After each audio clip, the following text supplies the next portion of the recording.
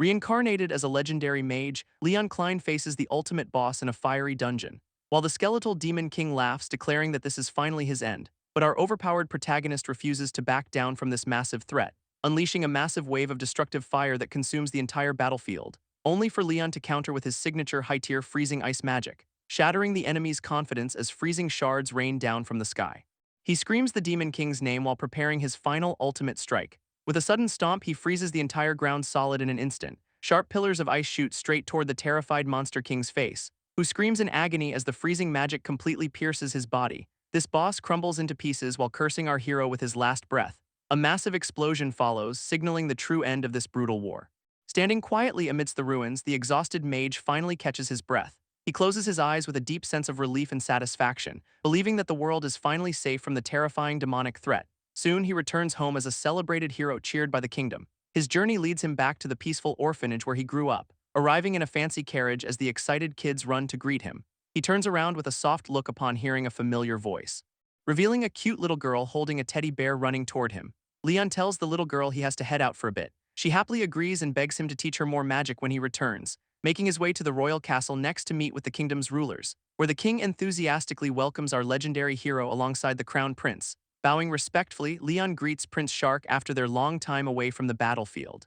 But a sudden familiar voice from behind catches our overpowered mage completely off guard, revealing Princess Sira, who has arrived with a bright smile on her face. This king boasts about summoning her from a neighboring country just to see him, leaving the princess blushing furiously as she admits she rushed over immediately. Chuckling at the warm welcome, Leon asks what urgent matter required his presence today, which prompts the king to explain that a mysterious monster-infested cave was recently discovered, shocking our protagonist since he believed the demonic threat was already completely wiped out.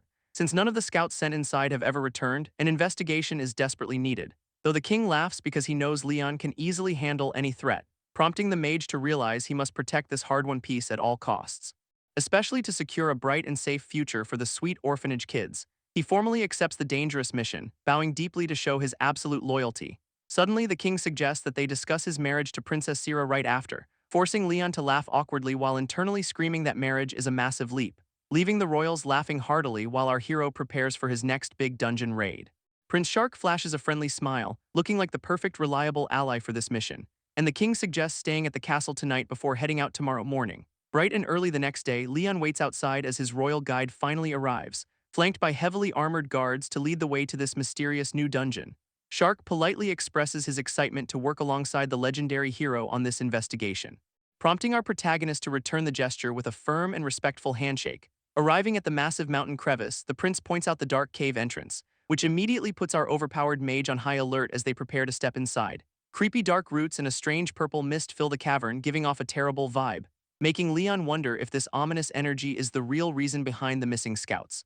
But before he can even warn his companion to stay on guard in this place, a sharp blade suddenly pierces straight through our shocked hero's chest from behind, forcing him to his knees as he realizes the weapon was coated in deadly poison. Turning around in shock, he demands to know why the prince would betray him like this, only for Shark to reveal his insane jealousy over Leon's close relationship with Princess Sira. Though our protagonist angrily protests that he only cares about protecting the innocent orphanage children, this response only makes the treacherous prince let out a sickening, twisted grin before he bursts into maniacal laughter while downing a mysterious potion right in front of him, declaring with absolute malice that those precious orphanage kids are already completely gone, as he tosses down the burnt head of the little girl's favorite teddy bear. Shark admits he burned down the orphanage last night, casually crushing the burnt teddy bear under his boot, while wearing a sickening grin as he suggests they can all happily reunite in the afterlife, sending our betrayed protagonist into a state of absolute mind-numbing shock and despair. Screaming in pure rage, Leon tries to fight back, but the deadly poison has already paralyzed his body, allowing the treacherous prince to easily kick him off the cliff into the dark abyss below. Mockingly thanking the fallen hero of justice for all of his hard work, plunging into the darkness, our boy grits his teeth with a burning desire for absolute vengeance, until his eyes suddenly snap open as he crashes into a body of water. Gasping for air, he sits up in a glowing underground pool, completely shocked to still be breathing, though the memory of the prince's smug face immediately fuels his anger once again. Clenching his fist tightly, he swears a solemn oath that he will never forgive that royal traitor, before dragging his battered body out of the water and onto the cold cave floor, realizing he must find an exit from this massive, unfamiliar cavern as quickly as possible. But his escape plans are cut short when a terrifying skeletal wolf engulfed in purple flames emerges, prompting the weary mages to immediately charge up a powerful fireball to defend himself.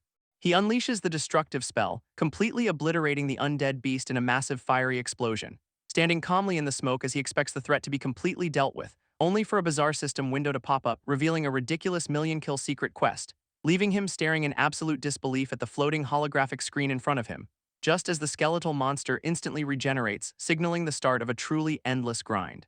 Leon blasts another monster, trying to make sense of this bizarre endless grind, only to realize the kill counter is actually tracking his progress toward 1 million, prompting our boy to prioritize finding a way out of this endless nightmare first. But his search takes a dark turn when he stumbles upon skeletal remains, realizing these unfortunate souls are the missing scouts who never made it back home. Dropping to his knees from sheer exhaustion, the weight of the situation hits him hard. Yet he refuses to let this creepy dungeon become his final resting place. Forcing himself back up, Leon spends his days slaying wave after wave of undead beasts, though a whole year passes with 10,000 kills and still no exit in sight. This only thing keeping our exhausted protagonist sane through this brutal, endless grind is his burning desire to make that treacherous prince pay for his unforgivable crimes. As the years roll by and his kill count reaches a staggering 100,000. This system suddenly rewards his dedication by granting him mysterious dark attribute magic, a sinister power he instantly recognizes as his ultimate ticket to absolute revenge. Fast forward a whole decade later and the cavern is practically paved with bones, revealing a much older, long-haired Leon who has fully mastered his dark new abilities, just as he finally lands his 1 millionth kill to max out the quest, triggering a massive congratulatory system window that confirms his absolute hard-earned victory. Suddenly, a mysterious voice echoes in his mind, begging him to defeat a new threat, before a massive, glowing golden gate swings open to reveal his path back to civilization. Leon's eyes snap open as he is engulfed in a bright, blinding flash of light, wondering what on earth is happening and if he will ever reach the surface. Floating in a pool of water, his body slowly drifts upward toward the light, only to look up and see a reflection of a completely different face staring back. He pulls himself out of the water, realizing he is in a modern school courtyard, completely bewildered as he looks around and tries to comprehend his new surroundings. Suddenly, a voice calls out, mocking him for still being conscious after a beating, revealing a group of smug school bullies led by a red-haired punk calling him Curabane. Staring blankly, our protagonist wonders who these guys are and why they called him that, which only infuriates the red-haired bully, who grits his teeth in absolute rage. This angry punk grabs him by the hair, demanding he wake up immediately. But our legendary mage is not about to let some schoolyard bully push him around. Wondering what this kid is doing, he decides to teach him a quick lesson, instantly channeling his water attribute magic to cast a defensive armor flood spell, unleashing a massive geyser of water that erupts violently from the fountain, sending the shocked red-haired bully flying backward onto the hard-tiled floor. Standing tall amidst the splashing water, the legendary mage looks completely unfazed, leaving the terrified bullies staring in absolute disbelief at his sudden display of power. Sweating profusely, the lead bully quickly backs down and calls for a hasty retreat, prompting our reincarnated hero to watch them run away while wondering what that was all about. A mysterious voice suddenly echoes in his mind, pointing out how much power he just unleashed. Looking up in confusion, Leon spots a glowing purple orb floating right in front of him. This strange light tells him to follow it to a more private spot to talk, prompting our bewildered protagonist to chase the mysterious floating orb up a flight of stairs. Once they reach a secluded area, the orb stops and declares they are finally safe, before it suddenly erupts in a blinding flash of light, forcing our hero to shield his eyes. Out of the magical glow emerges a tiny blue-haired girl floating gracefully in the air, who immediately tackles Leon in a tight hug while squealing with absolute joy.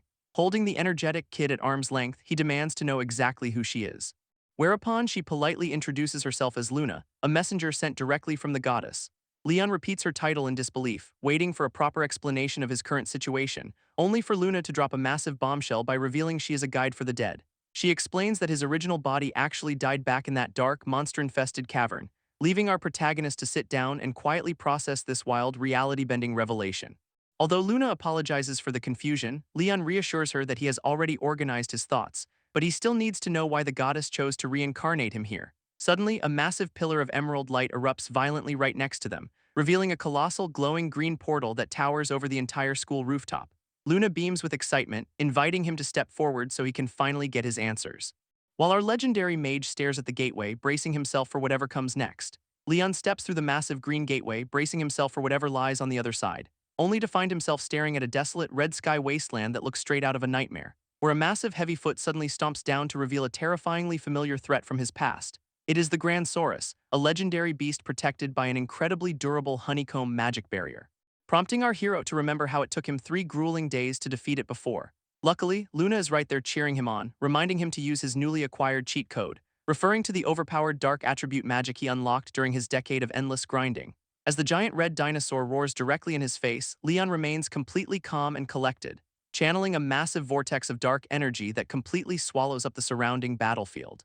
He thrusts his hand forward with glowing purple eyes, ready to unleash his ultimate spell, casting Deprivation of Blessings to instantly shatter the monster's supposedly unbreakable honeycomb barrier. Watching the defenses crumble in seconds, our overpowered mage prepares to deliver the final blow, trapping the giant beast's heavy limbs with pillars of dark energy shooting from the ground, before unleashing a devastating spell called Deadly Claws to slice right through its tough hide.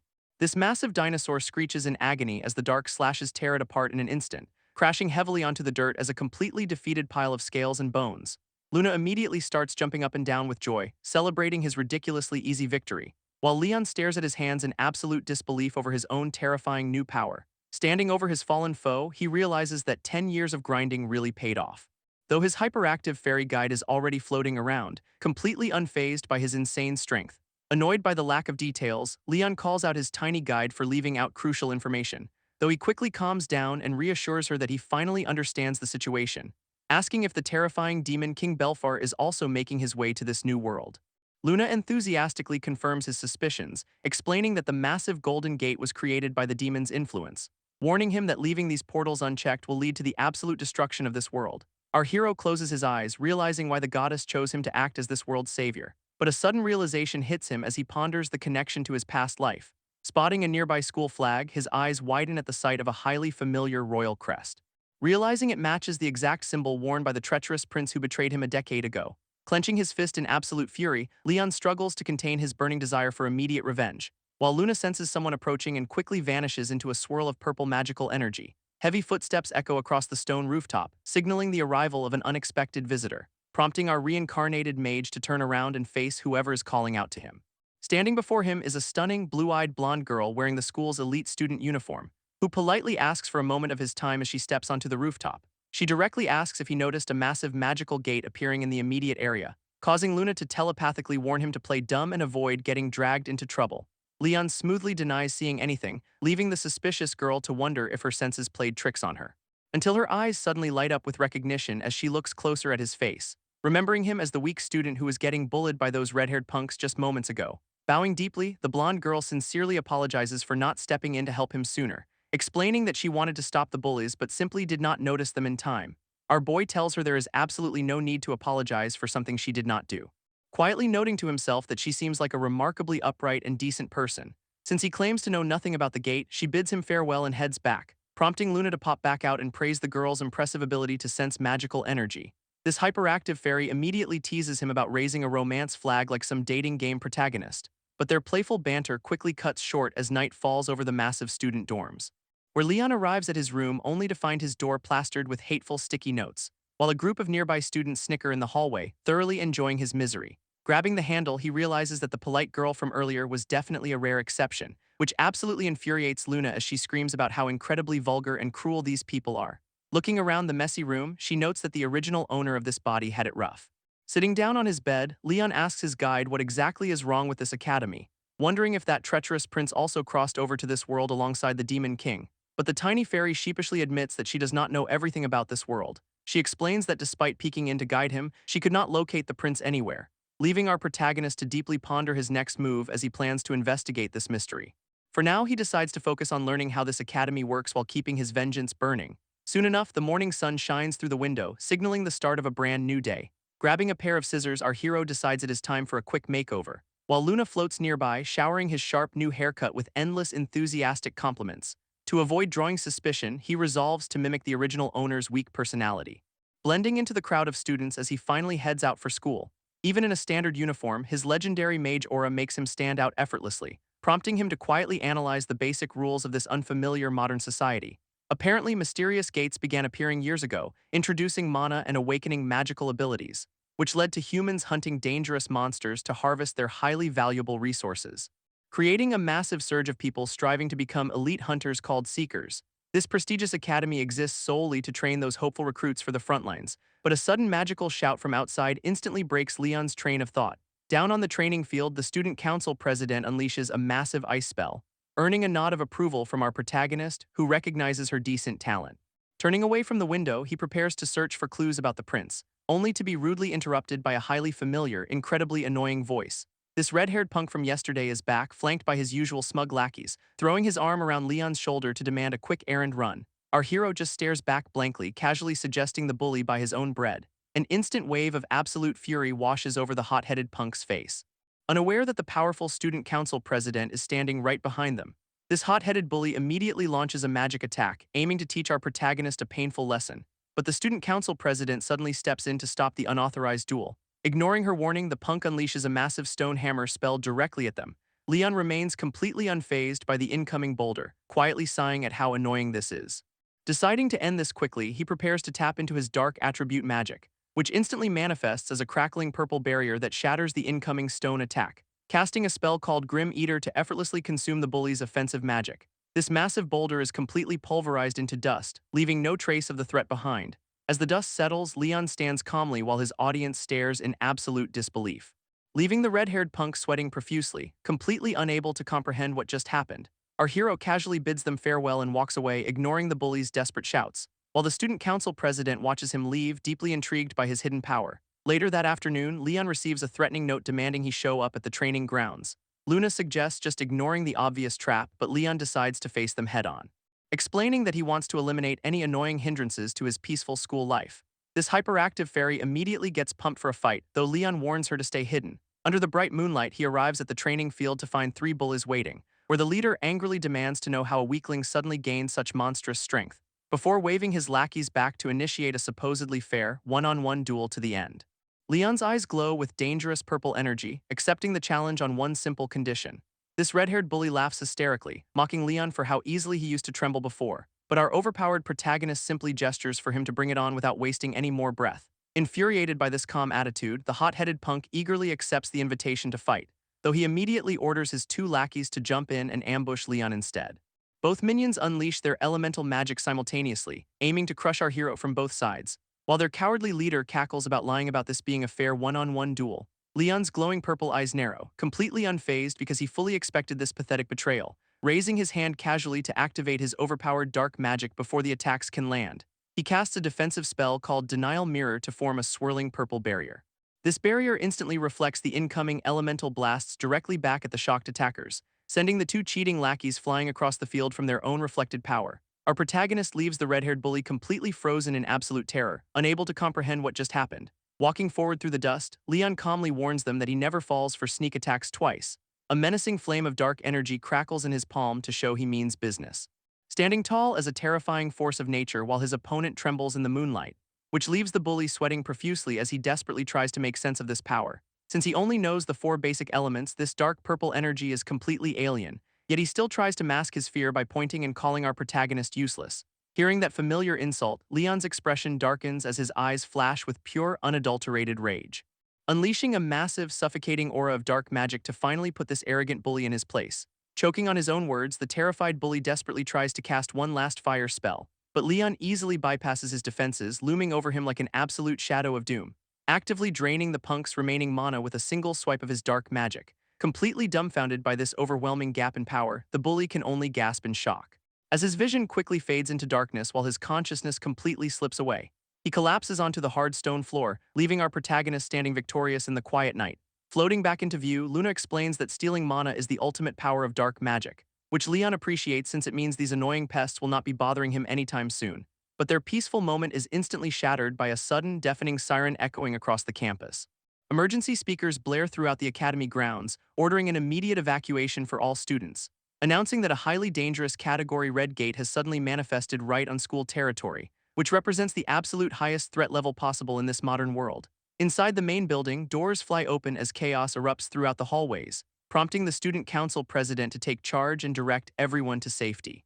She boldly declares her plan to seal the gate herself, ignoring a frantic teacher's warnings, who screams that the headmaster strictly forbade anyone from engaging a Category Red threat. But the determined girl merely looks back with a cold, unwavering gaze, even as he reminds her of the devastating casualties caused by these gates in the past.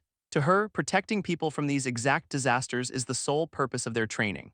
Leaving the helpless teacher behind as she heads out to face the danger alone, red-hot flames erupt as terrifying wolf monsters begin pouring out of the newly opened gate, sending the nearby students into an absolute panic as they desperately run for their lives. One cornered kid tries to defend himself by conjuring a spike of solid stone magic, but the beast easily crushes his defensive spell with its razor-sharp teeth in an instant. Screaming in absolute terror, the helpless student braces for the worst as the wolves close in, only for sharp icicles to suddenly rain down and impale the monsters right before his eyes, revealing that the powerful student council president has arrived just in time to save him. Her hands glowing with a brilliant blue light as she channels her high-tier ice magic. She calmly orders the trembling boy to evacuate immediately and find safety with the others. Watching him flee while noting that the dangerous gate is dangerously close to the city, realizing that if the monsters break past the academy, the casualties will be absolutely catastrophic. To prevent a disaster, she resolves to enter the portal and defeat the dungeon boss alone. Observing from a safe distance, Leon and Luna watch the brave girl disappear into the gate. Our protagonist turns to his fairy guide, quietly asking what must be done to seal it. Prompting Luna to explain that they need to take down the boss monster controlling the rift. Leon immediately prepares to jump in, but the tiny fairy quickly stops him with a warning, pointing out that his overpowered dark magic will drain his limited mana reserves incredibly fast. Yet our hero simply replies that he is not doing this to play the hero, leaving Luna completely speechless as she looks up at his surprisingly serious and determined face. He firmly declares that he simply cannot stand by and let such a devastating threat destroy everything. Floating alongside him, Luna cannot help but tease her master for being such a softie. But our hero simply prepares to leap, focusing his energy for the jump ahead, launching himself straight into the swirling portal with his hyperactive fairy guide right behind him. Meanwhile, deep inside the cavern, the student council president is already running completely out of breath. Realizing that soloing a category red dungeon is far more brutal than she ever anticipated, before she can even recover, a massive red serpent monster suddenly rises up from the shadows, leaving her completely wide open as she turns around to face the incoming lethal strike, only for a violent burst of purple dark magic to shred the beast in an instant. She watches in absolute stun as the terrifying threat is effortlessly neutralized right before her eyes. Her mind racing as she tries to comprehend the bizarre high-tier magic that saved her. Emerging from the dust, our overpowered protagonist stands tall with his hands still crackling with energy, prompting the shocked girl to instantly recognize him as the academy's supposedly weakest student, stepping off the monster's corpse while she quickly thanks him for the incredibly timely rescue, which Leon casually brushes off, offering a calm smile while making sure she is not injured. Still, she demands to know what kind of bizarre magic he used and his true identity, though our hero smoothly deflects the interrogation to keep his secret power under wraps, pointing out that they have a much bigger problem to deal with right now. This catches her completely off guard as she processes his surprisingly mature and focused attitude. Quickly snapping back to reality, she agrees that sealing the gate must be their top priority. Yet as they move forward, she cannot help but wonder about the massive secrets he is hiding. This president recalls how Leon was ranked dead last in the Academy's mock battles, leaving her completely baffled by the monstrous power he just casually displayed in front of her. But there is no time to overthink as they sprint deeper into the fiery cavern, where a pack of aggressive lava wolves quickly surrounds them from all sides. Stepping up to show off her top-tier skills, the president unleashes a massive aqua prison, trapping the fiery beasts inside a swirling vortex of high-pressure water magic, which completely neutralizes their flames and leaves them suspended helplessly in midair. Leon quietly watches the display, highly impressed by the Academy's #1 student, though their brief moment of success is cut short as the cavern floor violently shatters, revealing a colossal stone cyclops that towers over our protagonist with crushing intent.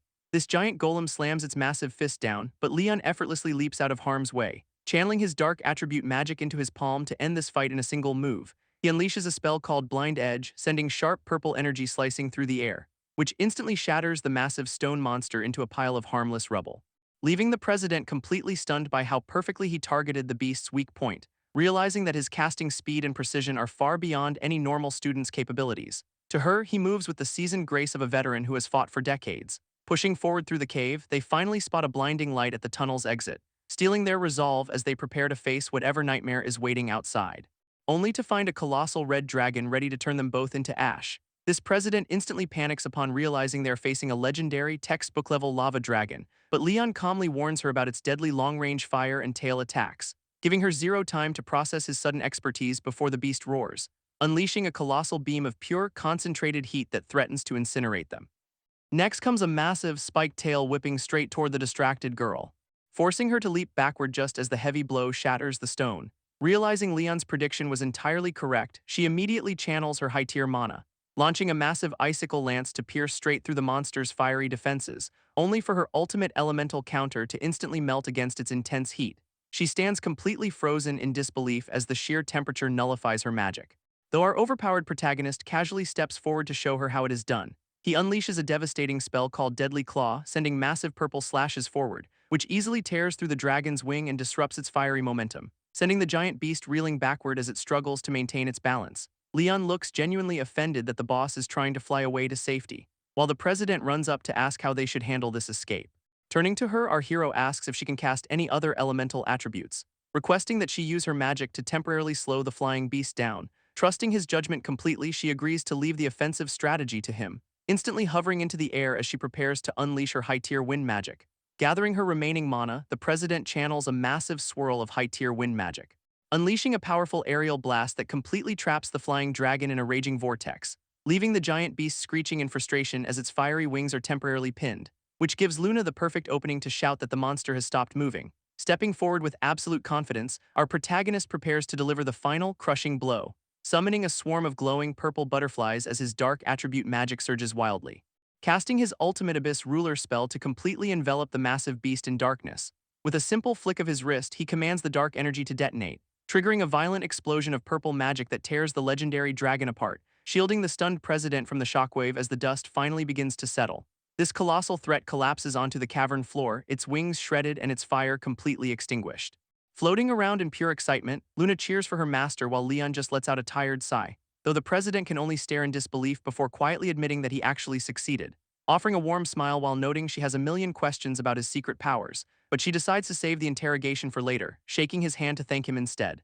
Suddenly, a warm light envelops them both as they are safely teleported back to the school grounds, where Leon notices that the remaining wolf monsters have already been cleared out by the academy, only for a cold, booming voice to suddenly call out the president's name from behind, demanding to know why she dared to blatantly disregard direct orders to evacuate the area, revealing the intimidating headmaster of the academy, Shido Atsushi, looking absolutely furious about their stunt. This intimidating headmaster blocks their path, demanding to know why President Zumiya disobeyed his direct orders. He glares down at them with absolute authority, completely unimpressed by their heroic dungeon raid, prompting Leon to quietly ask Luna who this arrogant guy in the fancy suit actually is. She explains that Shido Atsushi is the wealthy founder who built a massive fortune off this academy. Our protagonist immediately suspects this greedy headmaster might have shady connections to the villainous shark group, but he decides to keep quiet for now as Zumiya steps forward to apologize, explaining that they simply could not stand by and watch innocent students get torn apart by monsters. Yet the cold headmaster dismisses her justice, asking what would happen if they had failed. Leon suddenly speaks up to defend her, suggesting there are better words to describe her immense courage, which only infuriates Shido, who barks that a mere outsider has no right to speak here. Zumiya instantly snaps back, declaring that Leon is the sole reason they survived the Red Gate. This completely catches the headmaster off guard as he turns his gaze back to our hero, only to burst into hysterical laughter upon recognizing Leon as the academy's absolute worst-ranked student. Calling the claim utterly ridiculous, the arrogant man turns around and walks back to his luxury car, ignoring the president's desperate calls as he prepares to leave them to clean up the mess, warning her that making up such absurd jokes means she can handle the entire aftermath herself. His expensive car speeds away into the night, leaving the doof standing alone on the pavement. Leon watches him go with a cold glare, resolving to investigate Shido's potential criminal ties. Later that night, the quiet academy dorms finally settle down after a chaotic day of battles, allowing our exhausted hero and his tired fairy guide to finally relax back in their room. Luna is absolutely fuming over the headmaster's arrogance, complaining about how poorly everyone treats Kurabane Ren, while also sighing over how incredibly special the student council president seems to be. Leon ignores her ranting to focus on a mysterious notebook he found in their room, revealing that it is actually the personal diary of the body's original owner, Kurabane Ren. Reminding our hero of the day he first woke up in this exhausted kid's body. Flipping through the pages, both Leon and Luna read the tragic entries left behind, learning that Ren desperately wanted to become a seeker to pay for his sister's medical bills, only to be relentlessly mocked and looked down on by his classmates for lacking talent, enduring constant harassment and having his desk kicked over by arrogant bullies every single day, which turned his school life into an absolute living hell of endless physical abuse. This heartbreaking entries show a boy crying in secret, completely broken by the constant torment, leaving behind tear-stained pages filled with nothing but pure frustration and helplessness. Closing the diary, Leon stands in silence as the tragic reality of Ren's life sinks in, prompting a worried Luna to quietly call out his name, sensing his rising anger. As he stares out the window into the dark, quiet night sky to clear his head, resolving to make every single bully pay dearly for what they did to this kid. Meanwhile, inside the headmaster's luxurious office, a very different kind of plotting is taking place, where the corrupt Shido Atsushi sits back with a cigar, reviewing the academy's student records, scoffing at Ren's abysmal magic scores and wondering how a failure dared to talk back to him. Smiling maliciously as he decides that expelling our protagonist will be his next move, taking a hot shower to wash off the grime from the intense dungeon battle. She cannot stop thinking about Leon's impossible, monstrous power that defies his F-rank status, grabbing her towel as she resolves to uncover the truth behind his hidden identity, convinced that there is a massive secret he is actively hiding from everyone. This next morning, the sun rises over the prestigious academy grounds as classes resume, only for a student council member to suddenly corner Leon on his way up the stairs. This arrogant guy is Naru Shuya, the student council's highly pretentious vice president, who immediately confronts our hero about his suspicious return from the dangerous Red Gate, accusing Leon of being a greedy opportunist who sneaked inside just to steal valuable loot. He sneers that a talentless loser should not drag down the president with pathetic lies, prompting a furious Luna to scream insults while Leon calmly explains he was helping, but the smug vice president scoffs, refusing to believe a word from a known failure. Their tense conversation is suddenly cut short when President Zumia herself walks up behind them, announcing to the shocked vice president that she was actually looking for Leon. Realizing he has lost his audience, Shuya dismisses them and tells Leon to stay quiet, reminding the president about their upcoming meeting before walking away with his head high. Turning to our hero, she worriedly asks if the annoying vice president gave him trouble, though Leon casually brushes it off before asking why she was searching for him. She reveals that the corrupt headmaster has summoned him to his office immediately, where the greedy old man smugly orders our protagonist to drop out of the academy. President Zumia instantly panics, demanding to know why the corrupt headmaster is suddenly expelling Leon. But Shidu casually tosses Leon's abysmal student records onto the desk with a smug sneer, declaring that talentless failures have absolutely no future in this prestigious magic academy. Instead of backing down, our protagonist calmly asks if he just needs to prove his strength, proposing a high-stakes deal to win every single upcoming mock battle to cancel his expulsion. This greedy headmaster is completely taken aback by this F-rank kid's sheer audacity, looking down at the official schedule to see who Leon is supposed to fight, which reveals his final opponent is none other than the elite second-ranked vice president. Believing the match is an absolute death sentence, Shidu smugly accepts the reckless wager, while Leon flashes a confident smirk, knowing he is about to shock the entire school.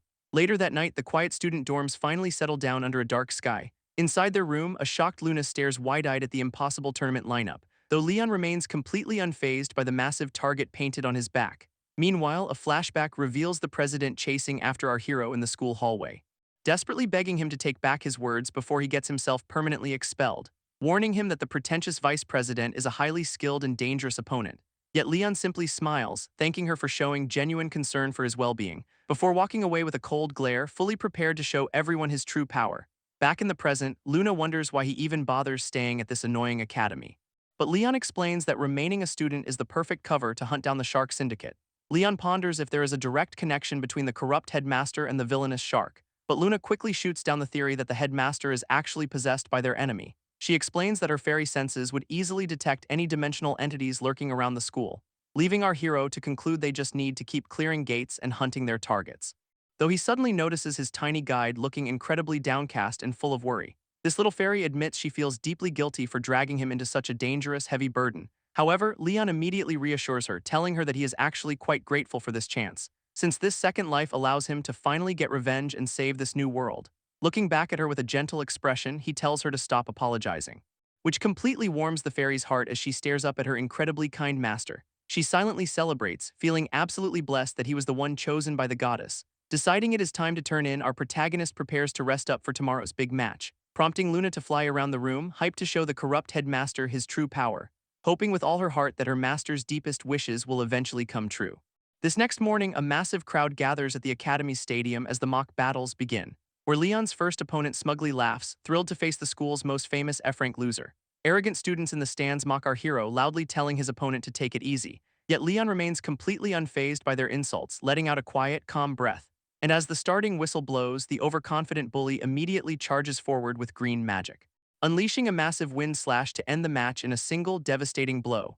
A massive cloud of dust and wind erupts across the arena floor, leaving the overconfident opponent looking around in complete confusion as he searches for his target, only for Leon to suddenly materialize right behind him with a calm, mocking whisper, instantly unleashing a devastating earth magic rock blast that sends the bully flying through the air, which leaves the referee completely speechless before he finally declares our hero the undisputed winner. Whispers immediately ripple through the crowd as the shocked spectators realize a failure just beat a ranked student, while President Zumia watches from the stands with a knowing, highly satisfied smile on her face. Even the pretentious vice president is forced to acknowledge Leon's impossibly fast magic activation speed. Sitting high above the stadium, Luna happily notes that her master did not even need his dark magic. eagerly anticipating the moment the entire academy finally wakes up to his true, monstrous power. This tournament continues as Leon effortlessly sweeps through his next opponent with another single, crushing blow, leaving a trail of defeated bullies in his wake as the announcer repeatedly calls out his name, proving to everyone that his initial victory was absolutely not a fluke as he advances further. Meanwhile, the corrupt headmaster stares at the tournament updates in his office, sweating with pure disbelief, desperately trying to deny the terrifying possibility that this F-rank kid actually cleared the red gate. A sudden knock at the door interrupts his frantic thoughts, prompting him to coldly call out for them to enter, revealing the pretentious Vice President Shuya stepping inside to answer his urgent, unexpected summons, where Shido quickly briefs him on his upcoming match against the rapidly rising Kurabane Ren. This greedy old man strictly orders his top student to fight at absolute full strength without any carelessness, but Shuya's serious glare reveals he already knows there is no room for error against this monster. Shuya studies Ren's previous mock battles, noting that the kid only relied on basic earth magic, boasting to the corrupt headmaster that this F-rank failure is still absolutely no match for him, which immediately brings a smug, malicious grin back to the greedy old man's face, stepping out of the headmaster's office to prepare for the highly anticipated final match. This vice president wonders why the boss is being so cautious about a historically talentless loser, confidently reassuring himself that there is absolutely no way he could ever lose to him. Meanwhile, the stadium speakers blare as our hero effortlessly secures yet another flawless victory, leaving the spectators completely stunned by his sudden, impossible rise through the ranks. Taking a quick breather, Leon notes that his plan is going perfectly so far, just as the beautiful student council president approaches him to offer a refreshing drink. She happily encourages him, pointing out that he is incredibly close to canceling his expulsion, while the arrogant vice president glares from the shadows, completely annoyed by their closeness. Soon enough, the announcer calls both fighters to step forward for the final showdown. This elite opponent immediately warns our protagonist not to get cocky over a few easy wins, but Leon casually replies that he is just here to get the job done. When asked if he actually expects to win, our hero confidently confirms his intentions, prompting the pretentious vice president to let out a highly condescending, quiet chuckle. He unleashes a menacing aura, promising to make Leon deeply regret his sheer audacity. As the president, Luna, and the headmaster watch from the stands with bated breath, and with both fighters locked in a tense stare down, the starting signal finally rings out. This final match begins as both fighters face off under the glowing sunset sky, with Shuya immediately questioning how an F-rank loser could suddenly experience such a massive awakening, suspecting that Leon purposely hid his strength just to show off with consecutive wins. Determined to expose our hero, the arrogant vice president prepares to tear off his mask, instantly channeling his high-rank wind magic to form a glowing bow of pure lightning, aiming his deadly weapon directly at our protagonist with absolute confidence in his victory. A massive bolt of lightning tears through the arena, rushing straight toward Leon's position, yet our hero calmly drops to one knee and taps into his earth magic, summoning a massive clay wall that erupts from the ground to shield him, which completely absorbs the devastating impact of the vice president's signature high-rank attack. As the dust clears, Shuya stands frozen in disbelief that his lightning was blocked, while the spectators erupt into loud murmurs, shocked that a failure stopped such elite magic. Trying to regain his composure, the vice president reminds himself that Leon only uses earth magic, prompting him to immediately launch a counterattack to crush our hero's defenses once and for all. He manipulates the surrounding earth to summon massive boulders hovering high in the air, clenching his fist to unleash a relentless barrage of heavy stones upon his opponent. This devastating rock shower rains down, threatening to bury our protagonist under a mountain of stone, but Leon simply looks up with a bored expression, gathering green wind magic in his palm, unleashing a massive aerial blast that creates a violent tornado to obliterate the falling rocks. This shattered debris scatters harmlessly across the stage, leaving a stunned Shuya completely at his mercy.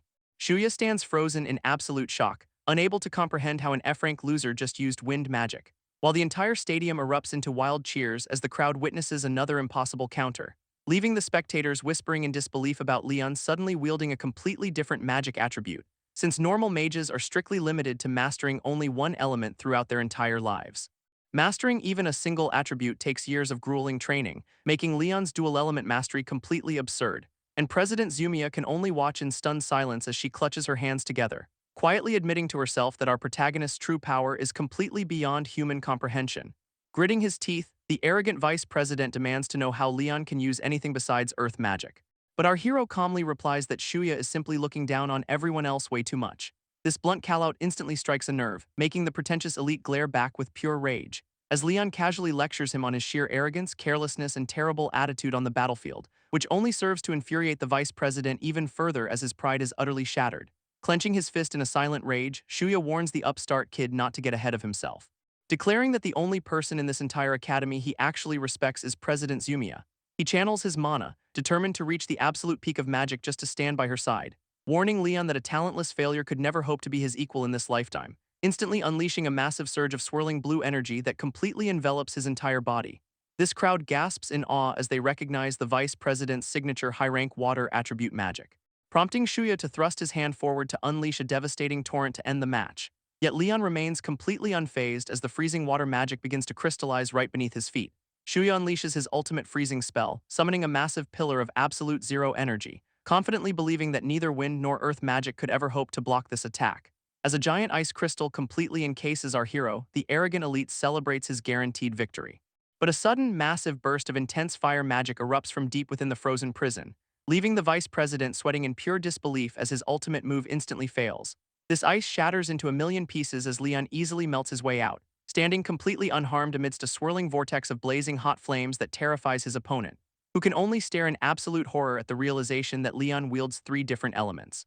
Our protagonist casually smiles, mockingly pointing out that he is not limited to just three attributes, instantly summoning a massive block of ice in the sky to rain down sharp icicles, which he controls with a simple, effortless clench of his fist. A relentless barrage of frozen daggers completely saturates the entire arena floor. This devastating ice storm relentlessly bombards the vice president, who desperately tries to shield himself. Realizing with absolute dread that his opponent actually possesses a mind-blowing four attributes, this freezing onslaught completely traps the elite student, pinning him down in a frozen wasteland, shattering his pride along with his glasses as he stares at his own total defeat, falling straight to his knees as the icy magic completely saps the rest of his strength. Groveling on the shattered arena floor, the beaten bully looks up to see Leon calmly approaching him, where our hero looks down with a cold expression, offering a final word of advice, telling him to stop being so arrogant and focus on what he actually needs to accomplish, remembering a past warning about how some things will always remain far beyond his reach. Shuya grovels on the floor, completely unable to comprehend what kind of monster he just fought, before he finally collapses backward onto the shattered arena floor in total, humiliating defeat. Our hero quietly turns away, reminding himself that he still has a massive mission to complete, while the referee officially declares Leon the undisputed winner of this highly anticipated final match. Later that night, a tense silence hangs over the academy grounds under the crescent moon. Inside the headmaster's office, where Shidu slams his fist down in a fit of absolute rage, desperately trying to deny the terrifying truth that Leon actually wields four different magical attributes. He recalls the president's warning that our protagonist was the sole reason they survived the Red Gate, narrowing his eyes as he realizes his entire plan is starting to completely fall apart, prompting the corrupt old man to suddenly stand up from his desk with pure malice, dialing a secret contact on his phone while cursing our hero's name with every breath, swearing to get Leon expelled by any means necessary as he burns his student profile. Meanwhile, back in the dorms, Luna happily sleeps while her master sits quietly at his desk, noting that securing this victory successfully forced the corrupt administration to revoke his unfair expulsion. Studying his notebook, he maps out the suspicious connections between the headmaster and the Demon King, wanting to interrogate Shidu directly, only to find out the old man has conveniently fled, which leaves our protagonist with no choice but to focus on his absolute top priority: closing the mysterious gates to lure the Demon King's hidden accomplices straight out of hiding, looking out into the night sky as he eagerly wonders who his first target will be. Back in the classroom, Leon sits quietly as the door suddenly slides open, and a brand new instructor casually strolls inside to address the whispering students, instantly catching our hero's attention as he immediately recognizes the man's familiar face. This new teacher introduces himself as Hashiba Keisuk while writing on the board, flashing a warm, friendly smile that immediately wins over the entire room. Naturally, the girls are already swooning over how handsome and nice he seems, but Leon just stares back with a highly suspicious and calculating glare. Later at lunch, the cafeteria is absolutely buzzing with gossip about the mock battle, with everyone losing their minds over how easily Leon crushed the academy's second rank. Some students even joke about asking the newly crowned legend for magic lessons, when a sudden voice interrupts Leon's quiet meal to ask for a seat, revealing the beautiful student council president holding her lunch tray with a smile. She sets her food down while warmly praising his incredible performance yesterday, calling it a spectacular fight as she sits directly across from our protagonist, before sincerely thanking him for helping the arrogant vice president find his path. Apparently, those harsh words actually managed to get through to the defeated Shuya, though she admits she still cannot forgive the headmaster's completely unreasonable behavior, explaining that the former seeker has recently been tied to some incredibly shady connections. This piece of information immediately triggers Leon's curiosity as he ponders the lid, just as the overhead monitors suddenly flicker to life to broadcast the next news. This news broadcast warns that mysterious gates have been popping up with alarming frequency lately, prompting a strict warning for ordinary citizens to stay far away from these danger zones, since leaving them unchecked means bloodthirsty monsters will eventually overrun and destroy their entire world. unleashing hordes of vicious beasts to tear through society without a single shred of mercy. Our hero narrows his eyes, absolutely refusing to let these dimensional threats ruin his peaceful life, so he quietly asks President Zumiya to investigate the corrupt headmaster's suspicious connections. Later that night, his footsteps echo through the empty city streets under the cover of darkness, as he begins his nightly patrol alongside his loyal little familiar to hunt down active gates, earning him some adorable praise from Luna for secretly protecting the city like a silent guardian. Right on cue, a vibrant green gate suddenly materializes directly in front of the duo, prompting our protagonist to confidently step through the swirling portal without a single second of hesitation, only to find themselves transported into a completely different realm filled with eerie magical energy. They look around a dense, shadowy forest where visibility is dangerously low, passing by the decaying corpses of defeated monsters that litter the damp ground. Eventually reaching the deepest part of the dungeon where the boss should be waiting, but the little familiar is completely baffled to find the clearing entirely empty, until Leon suddenly senses a terrifying presence and turns around in absolute shock. A massive, shadowy clawed hand reaches out from the darkness to snatch the helpless girl, pulling her high into the air as she lets out a terrified scream of panic, leaving our helpless hero staring up in horror as his precious companion is suddenly kidnapped. This grotesque gargoyle opens its massive maw, ready to swallow the terrified little familiar whole, prompting Luna to let out a deafening shriek that echoes through the dark forest, as she frantically kicks her legs, desperately reminding the beast she is definitely not food. Spotting his companion trapped high up in the branches, Leon commands her to stay completely still, instantly channeling a sinister purple aura to unleash his fifth element, dark attribute magic. Swarms of shadowy energy spikes shoot upward, tearing through the night sky with lethal precision, homing directly onto the flying beast while carefully avoiding the hostage in its grasp. A devastating dark claw slash completely shreds the monster's defenses in a blinding flash, forcing the creature to drop the little girl as the dark magic obliterates its wings. This defeated gargoyle crashes heavily onto the forest floor, completely neutralized by the overwhelming attack. Catching his falling companion with effortless ease, our hero warmly reassures her that everything is fine, leaving the amazed familiar to wonder how he could possibly cast such high-tier magic so quickly. He casually explains that surviving the depths of hell means reacting to surprise attacks is pure instinct, which only makes the adorable girl admire her overpowered master even more. Together, they watch the green gate dissolve, successfully preventing any monsters from escaping into the city. Just as Leon relaxes and assumes their nightly patrol is finally over, a sudden barrage of glowing golden crystal spears rains down from the sky, forcing our protagonist to swiftly leap backward to dodge the explosive crystal ambush. Narrowing his eyes, our hero glares upward with absolute irritation at this uninvited guest, spotting a mysterious silhouette standing on a nearby rooftop, waiting to start the real fight. This masked assassin is genuinely surprised that his target managed to detect his sudden ambush, realizing this hunt might actually turn out to be a lot more entertaining than expected. Sensing the danger, Leon immediately orders Luna to find a safe place to hide, before looking up at the rooftop to demand who this mysterious attacker is. Refusing to answer, the cloaked assassin simply scoffs while channeling a massive surge of fire, unleashing a colossal wave of blazing flames to incinerate our hero on the spot. Our protagonist swiftly leaps backward, narrowly dodging the scorching heat as the ground explodes, but the assassin is already preparing his next move with a smug grin. A relentless barrage of giant fireballs rains down, completely trapping Leon in their explosive path, leaving the attacker confidently believing that he has finally secured an easy kill, until our hero calmly whispers the name of his dark attribute magic. Instantly, a massive void of dark energy called Grim Eater swallows the flames whole, shattering the assassin's confidence as Leon stands there without a single scratch, utterly unable to comprehend what kind of bizarre magic he is even witnessing. With a cold glare, our protagonist declares that his opponent will not escape, summoning a massive, shadowy claw that tears through the air with terrifying speed. This devastating dark spell collides directly with the rooftop, breaking the assassin's defenses, slicing deep into his arm and forcing him to gasp in sudden pain. Realizing with absolute dread that his target possesses a completely different set of attributes, knowing he is completely outmatched, the wounded assassin deploys a smoke screen to escape. Leon stares up at the dissipating smoke, realizing his mysterious attacker has already slipped away, while Luna hovers nearby to anxiously check if her master sustained any injuries during the clash, leaving the duo standing alone on the quiet street as the cold night wind blows past. Back in the safety of their dorm room, the little familiar wonders who could have targeted them, prompting our hero to explain that it is still far too early to make any definitive guesses, though he suspects this assassin might have a direct connection to someone inside the academy itself. Sitting by the window, Leon silently vows to squeeze every bit of information out of his next target, and the very next morning he finds himself sitting quietly in class during another routine lecture. Watching the new instructor write on the chalkboard, our protagonist keeps his guard up and remains highly suspicious, when the teacher suddenly calls out his name in the hallway after the lesson finally ends.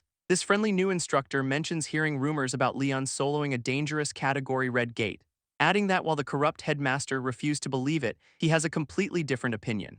Admitting that watching our hero dominate the recent mock battle proved his incredible power is real. Flashing a warm smile, the teacher seems like a perfectly supportive ally on the surface, patting Leon on the shoulder while encouraging him to keep up the spectacular work in the future. But as our protagonist walks away, the man's eyes glow with a deeply unsettling and sinister glare. Later that night, the masked assassin watches from the shadows as Leon enters another glowing green gate. Clutching his bandaged arm while burning with a desperate desire to avenge his previous humiliating defeat, perched high above the street, the hunter promises himself that he will not make the same mistake twice, pulling out a communication device to coordinate a deadly trap that our hero will never see coming. Leon calmly steps out of the swirling green portal, completely unharmed and ready for action, which absolutely stuns the hidden assassin who cannot believe the gate was cleared so quickly. But the masked hunter quickly recovers his composure and activates a deadly detonator, triggering a massive pre-planned magical explosion right where our hero is currently standing. Unleashing a wave of fire magic, the attacker watches the flames consume the area, creating a devastating blast that completely engulfs the entire street in a blinding flash. Believing his target is finally finished, the arrogant assassin laughs mockingly at the easy victory, before speaking into his radio to order his subordinates to go confirm the kill, only to hear a sudden scream of pure terror cut off the transmission. Whipping his head around, the hunter senses a chilling presence right behind him, utterly unable to comprehend how anyone could have possibly survived that massive blast. Though he desperately tries to reassure himself that his hiding spot is still secure, until Leon casually steps out of the shadows to greet him face to face. Our hero explains that his little familiar was busy scouting the rooftops for suspicious activity, instantly launching a swift wind slash that tears through the air with blinding speed, completely shredding the assassin's hood to reveal his true identity underneath.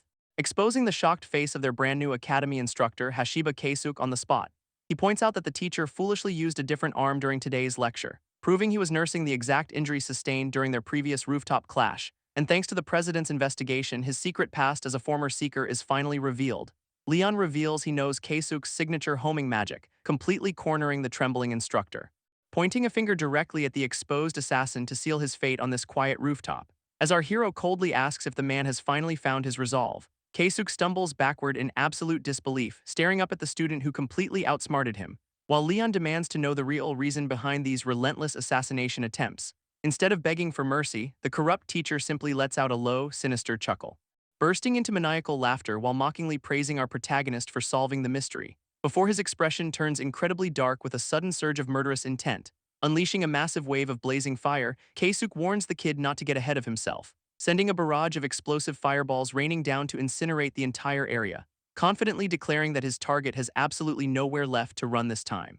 This arrogant instructor boasts about slaughtering thousands of monsters with this exact high-tier spell, commanding Leon to disappear without leaving even a single trace behind in the ashes. But our overpowered protagonist stands perfectly still inside the raging vortex, completely unfazed. With a calm smirk, he quietly mentions that he actually knows this magic all too well, raising his hand to effortlessly channel a massive concentration of his own fire attribute mana. Keisuk's jaw drops in absolute horror as he realizes what his target is about to do, utterly unable to comprehend how a mere student could possess such high-level elemental magic, with Leon unleashing a colossal pillar of flames called Crimson Blaze to counter the attack, creating a massive blinding explosion that completely swallows the corrupt teacher's fire whole. This massive clash of flames erupts, completely swallowing the rooftop in a blinding inferno, leaving Keisuk utterly terrified as he realizes his opponent just unleashed top-tier fire magic. But Leon casually smirks and reveals that was actually just a basic intermediate rank spell. This shocking revelation completely shatters the corrupt instructor's sanity as cold sweat pours down, prompting the desperate assassin to lunge forward while screaming at our hero to stop mocking him. Though Leon simply walks forward while asking about Keisuk's boast of slaying 1,000 monsters, coldly declaring that he has personally slaughtered over 100,000 beasts during his hellish journey. Instantly, our protagonist lunges forward and grabs the trembling teacher by the throat with dark energy, lifting him high into the air as terrifying purple flames wrap around his helpless body. Keisuk gasps in absolute horror, realizing this bizarre dark magic is rapidly draining his very life force, letting out a pathetic scream of agony as the overwhelming power completely paralyzes his nervous system, before crashing heavily onto the cold concrete, utterly unable to move even a single muscle. While Luna flies over to cheer for her master, who notes his job is not quite finished yet. Kneeling down, Leon forcefully grabs the defeated assassin by the chin to begin his interrogation, demanding to know if the corrupt headmaster Shidu was the mastermind who ordered this hit.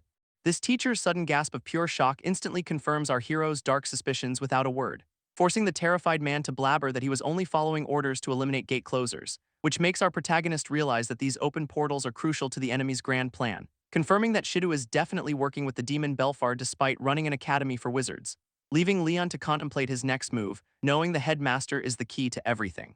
Keisuk grumbles that even if he talks, the corrupt headmaster will just pretend to know absolutely nothing, leaving the defeated assassin tied up tightly in a dark room to await his inevitable fate, while Leon stands outside in the pouring rain, hoping this move forces his enemy to act rashly, which is exactly the kind of desperate mistake our overpowered protagonist is currently counting on. Walking away into the cold night while silently swearing to expose the mastermind behind this entire plot. Meanwhile, a luxury car pulls up to a massive, heavily guarded mansion in the middle of the storm, as lightning crackles violently across the dark sky, illuminating the ominous residence of the corrupt headmaster, where a mysterious guest knocks on the Grand Lionhead door to announce his late-night arrival. Stepping inside the chillingly quiet hallway while feeling an incredibly heavy and suffocating atmosphere, revealing the visitor is actually the Academy's headmaster Shido, who secretly despises this terrifying place. He knocks politely on the office door before a cold voice from within commands him to enter, prompting the corrupt administrator to bow deeply as he steps inside to meet his mysterious benefactor. Swirling a glass of red wine, the shadowy host demands to hear the latest progress report, so Shido quickly explains the current situation while standing obediently before the fireplace like a servant. This master listens quietly before asking if there are any other notable changes in the academy, taking a slow sip of wine while bringing up a highly unusual anomaly that caught his attention. Pointing out a specific student who suddenly started showing incredible results as if he became someone else, especially since this supposedly weak kid can now effortlessly manipulate 4 entirely different magical attributes. This intriguing news elicits a low, amused chuckle from the mysterious entity sitting in the shadows, but Shido confidently smiles, assuring his master that an assassin has already been sent to eliminate Leon. This mysterious master stops Shido mid-sentence, expressing a sudden interest in hearing more about this unusual student. Standing by the window as lightning flashes, finding the tale of Leon's sudden rise highly intriguing, especially since a supposedly weak kid is now displaying such overwhelming talent out of nowhere. Shido nervously points out that this unexpected variable could easily ruin all of their carefully laid plans. Quickly reassuring his master that the assassin sent to eliminate the boy has likely finished the job, but the shadowy host remains entirely unconvinced, turning around with a chilling glare in his eyes. He coldly asks why the hired killer has not bothered to check in after all this time, prompting the panicked headmaster to immediately pull out his phone to confirm the status of the mission. While miles away, the defeated instructor remains tied up tightly in a dark, quiet room, completely unable to answer as his phone screen repeatedly flashes with the headmaster's incoming call. Listening to the endless ringing, Shido breaks into a cold sweat as a terrible realization hits him, with his master calmly concluding that the assassination attempt was a complete and utter failure. This corrupt administrator grits his teeth in frustration, wondering how a mere student defeated another elite hunter. Though the shadowy mastermind smoothly suggests they still have one highly effective option left on the table, walking over to a decorative chest, the host muses that if Leon is truly such a powerful wizard, they can simply use the rest of the academy's students as helpless bait to trap him, which instantly brings a sinister, greedy smile back to the corrupt headmaster's face. This greedy administrator eagerly catches a small object tossed across the room by his mysterious benefactor, revealing a dark, glowing ring meant to force their twisted experiment into its next deadly phase, leaving the wicked headmaster grinning maliciously as he prepares to unleash a brand new nightmare upon the academy. Shido eagerly accepts the task, boasting that gathering so many wizards was always part of his plan, while his mysterious benefactor watches from the shadows, swirling a glass of wine in his quiet office. This dark mastermind notes that things are finally about to get interesting as the fireplace flares up, sensing a sinister presence within the flames that seems to match his own wicked mood, smiling as he prepares to unleash the devastating power of the mysterious Black Gate. His low, chilling laughter echoes through the dark room, signaling the start of a massive disaster. On the very next day, Shido unexpectedly calls Leon into his office to offer a sudden apology, claiming he made a massive mistake regarding the student's true power and potential, though our protagonist remains completely silent, instantly sensing the blatant trap behind this fake kindness. Pointing out that dangerous portals are appearing much more frequently around the city, Shido explains that he wants Leon to accompany the student president on a special gate-closing mission, which would conveniently force our hero to patrol isolated areas far away from safety. This corrupt headmaster smiles warmly while offering a handshake to seal their new agreement, prompting Leon to readily accept the offer with a polite nod of his head. But he secretly resolves to play along just to see what his enemy is planning, quietly channeling a subtle trace of his own dark magic during the brief physical contact, planting a hidden tracking curse directly onto the unsuspecting headmaster's hand to monitor his moves. Later on the rooftop, Leon meets up with Izumiya to warn her about the obvious trap, revealing that Shido was definitely the mastermind who ordered their instructor to assassinate him, and declaring that he is fully prepared to turn this deadly setup right back against them. Izumiya argues that he should have rejected the headmaster's suspicious request right from the start, but Leon calmly explains that they cannot simply ignore active gates, revealing he has a plan. Though this dangerous strategy is designed solely for him to handle the entire patrol alone, suddenly the student president interrupts by firmly declaring that she is coming along too, refusing to stand idly by while her classmate walks straight into an obvious trap. With Luna teasingly noting the girl's stubbornness, our protagonist reluctantly agrees to let her join, leading the duo to begin their patrol as the evening sun paints the city orange. As Leon admits he cannot sense any active portals in the immediate area just yet, walking through the quiet streets, he quietly asks if she ever feels afraid of the monsters, prompting Izumiya to admit that she definitely feels fear just like anyone else, yet she remains determined to stand her ground and protect their world from these threats. Hearing her resolve, our overpowered protagonist is instantly taken back to his own past life. Watching her explain that this noble duty is why she chose to become a wizard, which perfectly mirrors the exact mindset he had before embarking on his quest to slay the Demon King. Staring at his companion, Leon feels a sudden wave of respect for her pure determination, especially when she softly adds that being by his side gives her the strength to fight. But their peaceful moment is violently shattered as a massive, ominous red portal erupts right behind her, catching our hero completely off guard as a sudden surge of dark energy explodes outward, leaving the terrified student president utterly helpless as the wicked trap is instantly sprung, wrapping her body in violent black coils of mana to drag her into the terrifying abyss. Izumiya gasps in pain as the dark portal violently drags her into its swirling depths, prompting Leon to desperately reach out while shouting her name in pure shock. But the sinister vortex completely swallows her before he can even make physical contact, leaving our protagonist to shudder under the overwhelming pressure of a legendary black gate. Clenching his fist, he resolves to dive straight into the abyss to save his classmate. While back at the control room, the corrupt headmaster watches the entire scene unfold, chuckling maliciously as he prepares to activate the next phase of his wicked experiment. He stares at the screen, eager to see how our overpowered hero handles this trap, confident that the perfect bait has finally been set to lure him to his doom.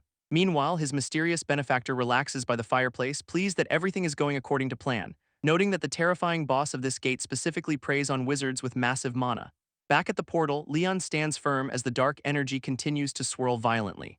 But Luna quickly flies over to stop him, warning her master about the extreme danger. She points out that this portal is far more dangerous than any standard red gate, though our clever protagonist already realizes the timing of this spawn is far too convenient, deducing that Shidu deliberately conjured this nightmare specifically to trap them both inside. Despite the obvious trap, he refuses to back down when a life is on the line. Yet before he can leap in, Luna suddenly gasps and points toward the portal. A swarm of winged red drakes begins pouring out of the gate to attack the city, forcing our hero to deal with these flying beasts before he can rescue his friend. Just as the flying drakes swoop down, a sudden flash of lightning intercepts their deadly trajectory, revealing a familiar glasses-wearing instructor who stands ready with a crackling blade of pure energy, demanding that Leon quickly explain exactly what happened to cause such a massive disaster, only to gasp in absolute horror upon learning that the student president was dragged inside.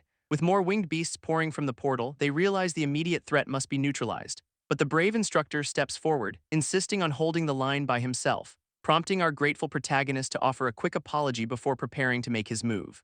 Turning on his heel, Leon dashes straight toward the swirling vortex without a single moment's hesitation, while his ally watches him go, quietly admitting that he lacks the strength for this rescue, placing all of his hopes on our overpowered hero to bring the girl back safely. Facing the swarming drakes, the teacher channels his lightning magic with fierce determination, unleashing a barrage of electric strikes to keep the flying monsters completely occupied. Meanwhile, Leon and Luna step into the desolate floating island wasteland of the legendary Black Gate, picking up the pace as they search the dark abyss for any sign of Izumiya, before a massive, roaring red drake suddenly swoops down from the dark sky. Our hero calmly notes that even the standard mobs here are considered high-level dungeon bosses, but he simply smirks before channeling a dense surge of his own dark attribute magic, summoning a terrifying, purple-flamed weapon known as the Calamity Scythe directly into his hand. As the giant beast lunges forward, Leon coldly orders the monster to get out of his way, delivering a single devastating slash that effortlessly cleaves the massive creature in half. This giant beast's severed claw flies through the air as Leon's devastating slash connects, leaving the massive monster completely sliced in half while our hero stands completely unfazed. But a whole swarm of flying drakes quickly surrounds him, completely blocking his path forward, prompting Leon to coldly order the beasts to get out of his way. Meanwhile, the corrupt headmaster watches the entire scene unfold from his high-tech control room, chuckling maliciously because he thinks our overpowered protagonist is just jumping straight to his death. Deep inside the dark abyss, Leon and Luna finally reach the lowest levels of the dungeon, where the worried little fairy asks if her master is holding up all right under this pressure, only for him to confidently smile, noting he survived much worse back in the depths of hell. which instantly reassures Luna as she eagerly reminds him that they need to save their classmate. With their resolve fully set, the duo quickens their pace down the dark, winding stone path. At that exact moment, the captured student president groans in pain as she slowly regains consciousness. Realizing she is completely bound by thick, glowing purple coils that restrict her every movement, before she looks up to find a massive, terrifying eye monster staring directly down at her, struggling desperately against the tight grip only to find that she cannot break free at all. While the sinister creature begins actively draining the massive mana reserves straight out of her body, she realizes this horrifying beast would cause absolute devastation if it ever escaped into the outside world. Yet her thoughts quickly drift to Leon, wondering if he managed to escape the trap safely, smiling softly as she realizes her powerful classmate would never simply run away from a fight, inspiring her to summon a spark of fire magic to keep fighting until help arrives. Izumiya desperately tries to spark her fire magic to break free from the tight coils, but she gasps in sheer panic as her mana completely refuses to activate. Realizing this terrifying monster is actively draining every single drop of her energy, while the massive, toothy maw of the beast looms directly over her helpless body. Just as she closes her eyes and prepares for the absolute worst, a familiar voice echoes, and a brilliant flash of purple energy violently slices right through the monster's thick tentacle, sending the severed limb flying as Leon's signature weapon spins gracefully through the air. This devastating slash completely shatters the beast's hold, instantly freeing the trapped student president, who looks up in absolute disbelief as our overpowered hero casually apologizes for being late. A soft, relieved smile crosses her face because deep down she knew he would come, watching him stand tall amidst the chaos while reaching out a hand to protect her. Meanwhile, the corrupt headmaster grins maliciously into his phone, celebrating his seemingly flawless plan, boasting to his mysterious ally that this legendary gate will mark the end of our protagonist.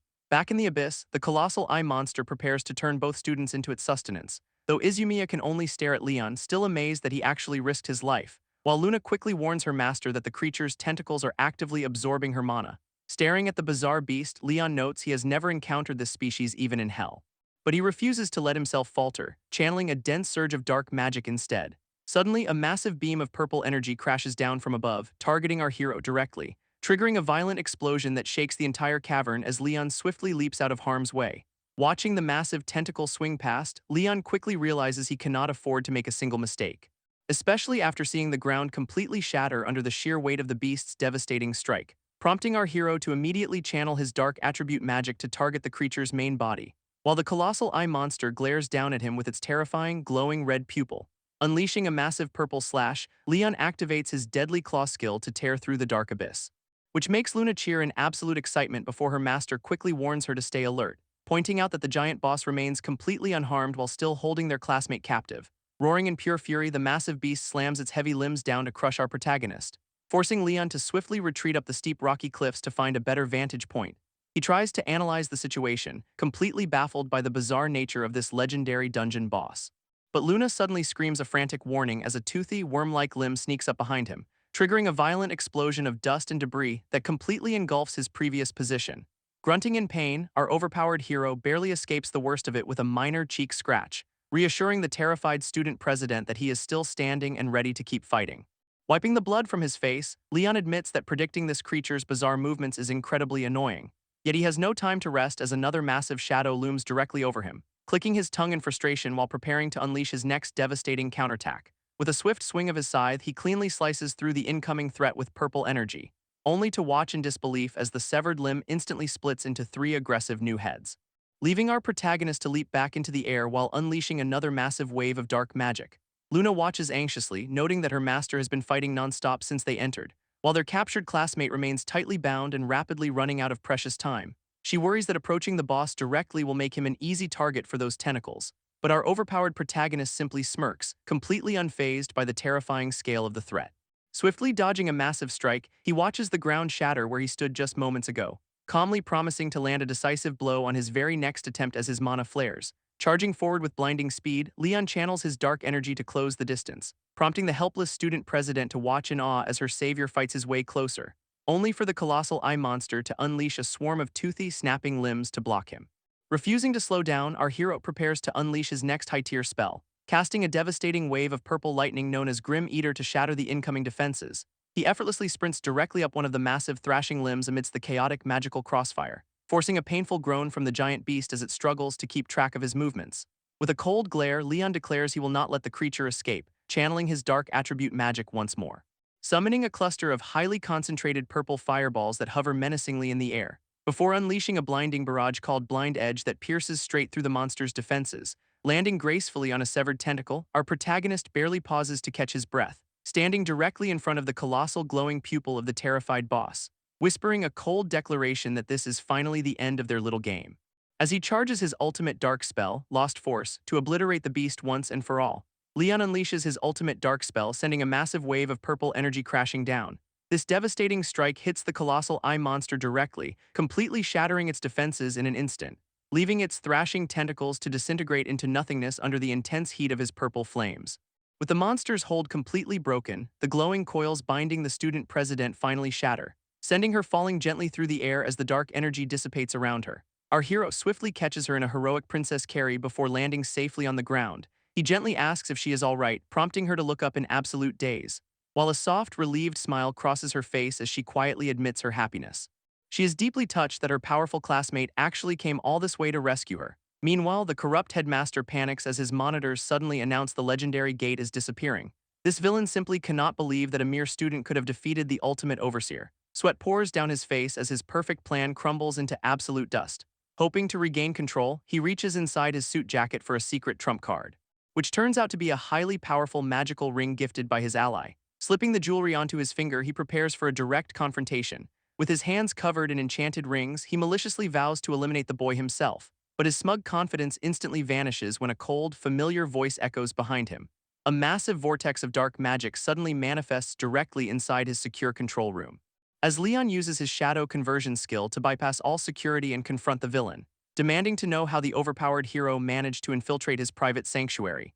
Staring coldly at the corrupt headmaster, Leon declares that irredeemable scum like him can never be forgiven, leaving the panicked villain completely baffled as to how the student managed to infiltrate his secure room. But our hero calmly explains that he placed a tracking mark to teleport directly to his location, prompting the headmaster to narrow his eyes in disbelief at such an impossible magical feat. Suddenly remembering the strange shadow that brushed past him during their very first encounter, sweat pours down his face as he realizes he has never heard of such high-level magic. Though Leon has no intention of wasting time, stepping forward to demand some real answers, asking with a piercing glare if the headmaster was the one who summoned that terrifying beast, pointing out that trying to hide the truth is completely useless with all this control equipment around, before demanding to know why he would build an entire training academy just to pull this off. Instead of denying the accusations, the corrupt headmaster simply lets out a dark, arrogant chuckle, coldly revealing that the entire academy was established for the sole purpose of cultivating food, meaning the innocent students were raised as mere sacrifices to feed the legendary monster inside the gate. He proudly boasts about materializing the gate himself, completely drunk on his own twisted genius, planning to use the resulting chaos to seize absolute power and authority over the entire world. Listening to this sickening confession, Leon quietly absorbs the truth with a dangerously calm expression, realizing that his classmate Izumiya was just another piece of bait meant to be discarded, which cements his resolve to absolutely obliterate this pathetic excuse of a human being once and for all. Unfazed by the threat, the headmaster merely sneers back with supreme confidence in his own abilities, unleashing a massive torrent of blazing fire magic to end our overpowered protagonist right then and there. Screaming in absolute rage, the corrupt headmaster unleashes a massive wave of blazing fire magic, sending a torrent of roaring flames directly toward our seemingly defenseless protagonist. But Leon merely stands his ground as a dense aura of purple energy crackles, effortlessly neutralizing the incoming inferno before it can even singe a single hair, leaving the villain completely dumbfounded as sweat pours down his panicked face.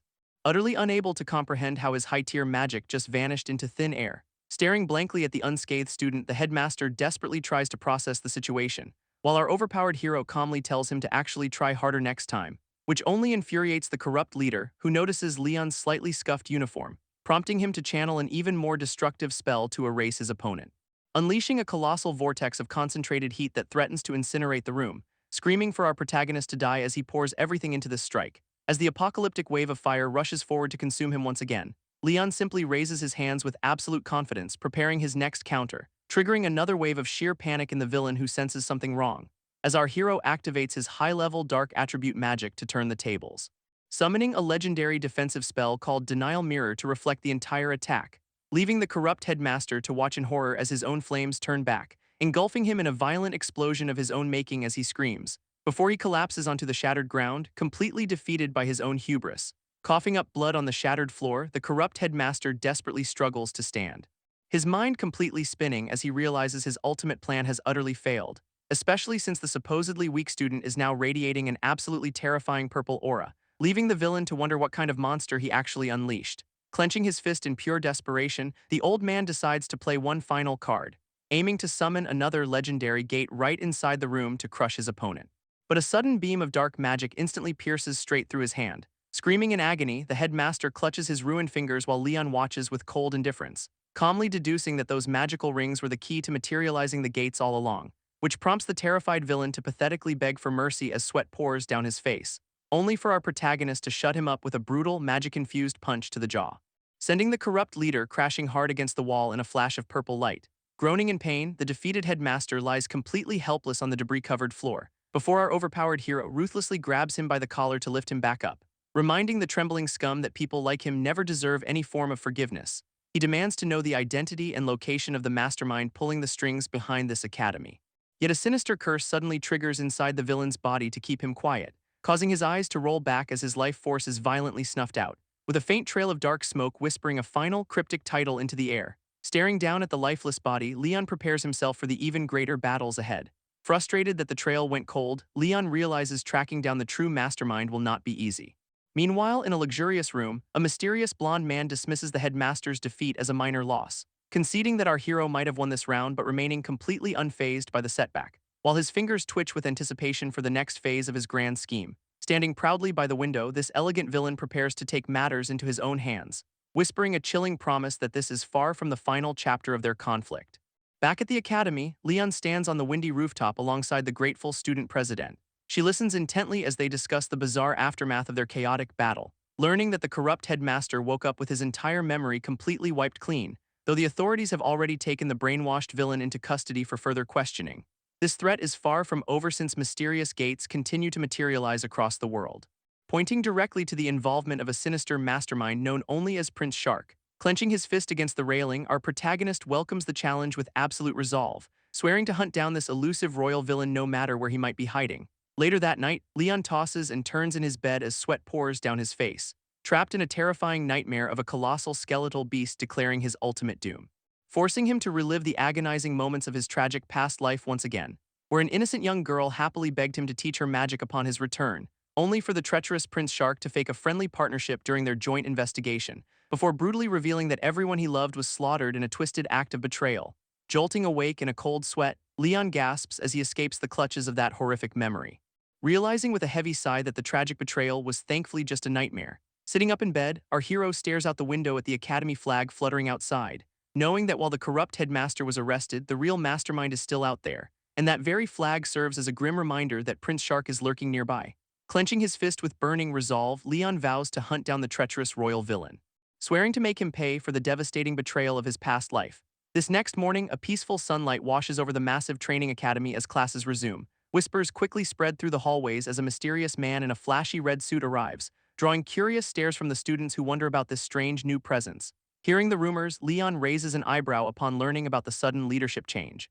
While the student president explains that this new headmaster requested a personal meeting today, our protagonist silently wonders what kind of person they are actually dealing with this time.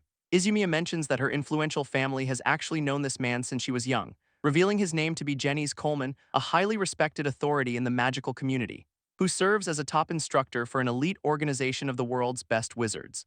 Although Leon acknowledges his impressive credentials, he remains cautious about anyone stepping into this role, hoping this newcomer is genuinely capable instead of another corrupt villain in disguise. Arriving at the grand office, the student president politely knocks on the heavy wooden door, stepping inside to introduce our overpowered hero to the smiling man waiting for them. Stepping into the office, Leon is greeted by a flashy man with an overly familiar smile, who dramatically welcomes our protagonist and expresses his absolute delight at finally meeting him, leaving Leon slightly caught off guard by this bizarrely energetic reception from the new headmaster. Jennings proudly flashes a thumbs up while introducing himself as the illustrious Jennings Coleman. Leaning over to the student president, our hero quietly asks if this guy is always so extra, which she instantly confirms before Jennings asks if they already discussed his prestigious background, prompting the flamboyant leader to reveal that he actually hails from an elite organization called Saber, explaining that his group specializes in managing the dangerous gates appearing all across the globe, though only the absolute elite of the elite wizards are ever permitted to join their ranks, meaning he is basically bragging about being one of the strongest mages on the planet, laughing heartily while telling the students they can rely on his immense power for anything. Staring at this display of pure ego, Leon notes the man certainly does not lack self-confidence. Before the student president politely nudges her uncle to get back to the actual point, instantly shifting the mood as Jennings turns around to address our protagonist with sudden seriousness, reminding him that humanity is currently facing an endless threat from these mysterious dimensional rifts, which Leon calmly acknowledges as he prepares to hear the real reason behind this meeting. Only for Jennings to admit that Saber is severely lacking in manpower to deploy help everywhere, though things were relatively peaceful before since most gates would eventually just close on their own. But his expression darkens as he warns that the situation has drastically changed recently, revealing that a terrifying new anomaly known as the Black Gate has finally materialized. Leon asks if this threat is really so massive that even Saber cannot ignore it anymore. And the flamboyant headmaster confirms that is exactly why he personally made the trip down here, explaining that the sheer danger level of this Black Gate completely eclipses their standard category reds, meaning if the colossal monsters inside ever break free, entire cities will be reduced to ash. Since his elite organization is currently stretched thin, they desperately need extra boots on the ground. Which is why he is officially asking our protagonist and the student president for their help, leaving the duo slightly surprised as Jennings claims they possess the necessary skills for this raid. He chuckles, mentioning he already reviewed the reports from their previous chaotic dungeon escape, knowing that even his own top-tier agents would struggle to survive that brutal environment. So he extends a hand to make a formal request to our overpowered hero, asking Leon to lend his monstrous strength to protect the world from this impending doom. Without a single moment of hesitation, Leon firmly grasps the man's hand to seal the deal, agreeing to cooperate while the flamboyant leader smiles back, completely unaware of our hero's true power. Izumiya watches silently, preparing to tell her uncle that Leon actually cleared the last gate solo. But a sudden, blaring red siren interrupts her as a category red gate materializes nearby, throwing the student president into a panic while the new headmaster calmly strokes his chin. Realizing this sudden crisis is actually the perfect opportunity to test our protagonist's combat abilities.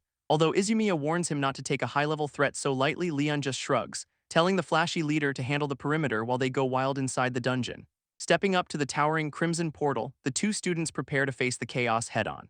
As Leon and the student president prepare to step into the glowing portal, a familiar voice suddenly calls out from behind, questioning their decision to go alone, revealing Narus, who calmly announces his intention to join the raid as well. Our protagonist is surprised to see him, but the glasses-wearing student insists more help is always better, prompting a rare approving smirk from Leon as he accepts the unexpected reinforcement.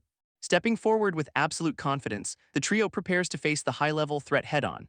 With their minds fully aligned, they stand united before the towering Crimson Gate, crossing over the threshold to find themselves inside a massive, ice-cold cavern. This marks the very first time our overpowered hero is raiding a dungeon with a party, reminding him of the new headmaster's challenge to prove their worth in this dangerous zone. This situation brings back vivid memories of his past life, where camaraderie was everything. As Izumiya notes that mutual trust is what truly inspires people to fight by your side. Agreeing with her sentiment, Leon realizes that cooperating with these allies might actually be beneficial. Without wasting another second, he leads the charge deeper into the category red dungeon, rushing down a steep icy slope while swarms of bats flutter through the frozen air. But the student president quickly warns him that the local monsters are already waiting for them. A pack of crystal-coated wolves and a massive stone golem suddenly block their path, yet our protagonist merely glares ahead, completely unfazed and ready to annihilate them all. Eager to prove her strength, Izumiya steps up to take the first move against the beasts, unleashing a devastating barrage of massive icicle lances to shatter the oncoming horde. This crystal-coated wolves charge forward with terrifying speed, completely ignoring the freezing cold cavern around them. One beast manages to slip past the initial barrage, catching the student president completely off guard, but she quickly recovers by channeling her specialized dark attribute magic to counter the threat, unleashing a swift spell called Blind Edge to slice the oncoming monster clean in half.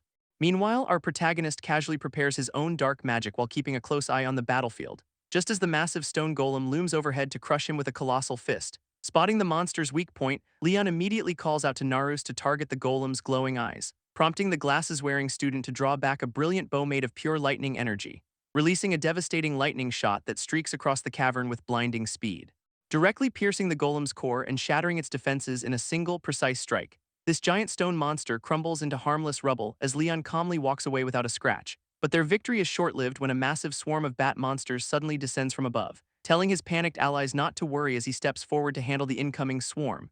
Leon gathers a massive surge of dark attribute magic to prepare his devastating Raging Blast spell, unleashing a colossal purple vortex that completely engulfs the entire cavern in a storm of energy, shredding the entire swarm of bats to pieces before they can even get close to them, leaving nothing but defeated monsters raining down onto the frozen ground of the dungeon.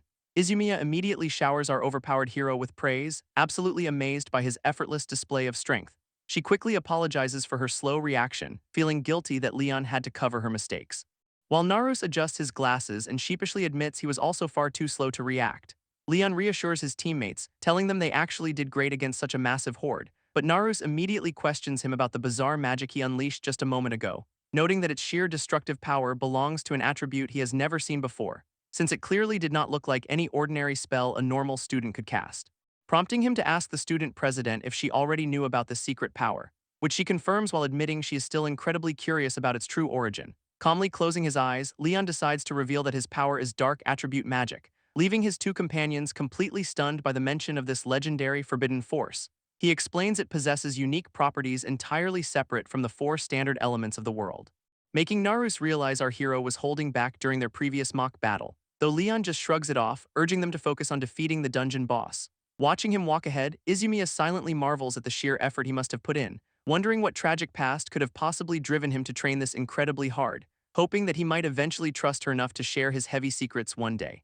Suddenly, a massive roar echoes through the cavern as a colossal icy beast descends upon them, and our protagonist instantly recognizes the terrifying monster looming directly in front of their path, identifying it as a crystal dragon, a notoriously durable threat from his previous life, before instructing his allies to provide support by targeting its legs from behind, an assignment the duo eagerly accepts as they prepare their magic to back him up.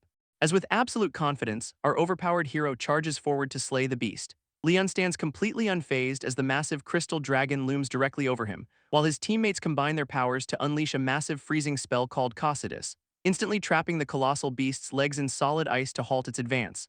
Seizing the perfect opening, our protagonist channels a massive surge of dark attribute magic, leaping high into the air as the swirling purple energy wraps around his hand, before unleashing a devastating spell called Calamity Scythe to strike down the beast. This colossal crescent of dark energy slices clean through the dragon's incredibly durable hide, shattering the legendary monster into harmless crystal shards in a single effortless blow. Watching this absurd display of power, his two companions can only stare in absolute disbelief, completely awestruck by the sheer destructive force of Leon's forbidden dark magic. Meanwhile, the flamboyant headmaster waits outside the portal until a sudden sound catches his attention, turning around to see the three students casually strolling out of the collapsing rift, prompting Jennys to enthusiastically praise them for far exceeding his already high expectations. Laughing heartily, the flashy leader brags about easily handling the weak monsters that slipped outside. Before welcoming Narus to the group and expressing his delight at their flawless victory, Leon calmly confirms the successful raid, completely ignoring the headmaster's dramatic bragging, which leaves Jennys smiling warmly as he admits they hardly seem like ordinary students anymore. Seizing the moment, our protagonist looks the flashy leader dead in the eye with a proposal, explaining that managing these dangerous dimensional rifts will only become more critical very soon. Before officially requesting permission for their newly formed three-person clan to clear the gates, Jennys is taken aback by the proposal, asking if Leon really wants to form a three-person clan, and our hero explains that a dedicated team can easily cover for Saber's current lack of manpower, prompting the flashy headmaster to stroke his chin while carefully weighing the pros and cons. Noting that while there is absolutely no precedent for students forming a gate-clearing clan, they might actually succeed, so he enthusiastically gives them his full permission to do whatever they want in the field, even promising to convert their dungeon achievements directly into top-tier school grades so they can skip classes. Leon offers a rare, polite smile as he expresses his gratitude for the headmaster's generous offer. Turning back to his new teammates to officially announce the grand beginning of their joint operations. Shortly after, the newly formed trio gathers inside a private room to plan their very first mission, where the student president looks down at a digital tablet displaying a map covered in colorful pins. Our protagonist explains that the map tracks every single gate he personally cleared to find a hidden pattern, leaving Narus completely flabbergasted by the sheer absurd number of dungeons Leon conquered entirely on his own. Remembering the recent news reports about mysterious, rapid gate closures happening all over the city lately, which makes Izumiya realize that their quiet classmate was the legendary solo hunter behind those miraculous clears. Although Narus calls his solo runs incredibly reckless, the floating fairy Luna eagerly pops up to agree with him. But the student president warmly reassures Leon that he will never have to face these dangers alone again, prompting our overpowered hero to softly close his eyes and accept the comforting warmth of his new allies. Even the little fairy is excited for their future adventures, hovering happily around the close-knit group, though Narus quickly shifts the mood by warning them about the dangerous magic essence leaking from active rifts. A crucial detail that instantly reminds Leon of the very first warning Luna gave him upon entering this world, While magic essence can help some lucky individuals awaken their dormant magical powers, it acts as a deadly poison to anyone lacking the proper elemental aptitude, meaning an overflow of this energy would cause an absolute catastrophe in the city. To prevent this, Leon emphasizes the need to nip these disasters in the bud. Leading his team out into the quiet streets under the cover of darkness. Officially starting their very first night patrol, the trio keeps their guard up, though Izumiya suddenly spots something unexpected moving just ahead of their path. Several elite wizards from the Saber organization are already patrolling the exact same area, confirming the headmaster's warning that security in this sector has been heavily tightened lately. Narus points out that these guards are clearly the best of the best, but their observation is cut short when Leon suddenly senses a massive rift opening. At that exact moment, the Saber wizard's communication devices erupt with urgent static, alerting them to a sudden dimensional breach that just occurred nearby in the city. This guards shout that the gate has manifested 5 kilometers to the southwest, prompting our protagonist and his allies to immediately spring into action without hesitation.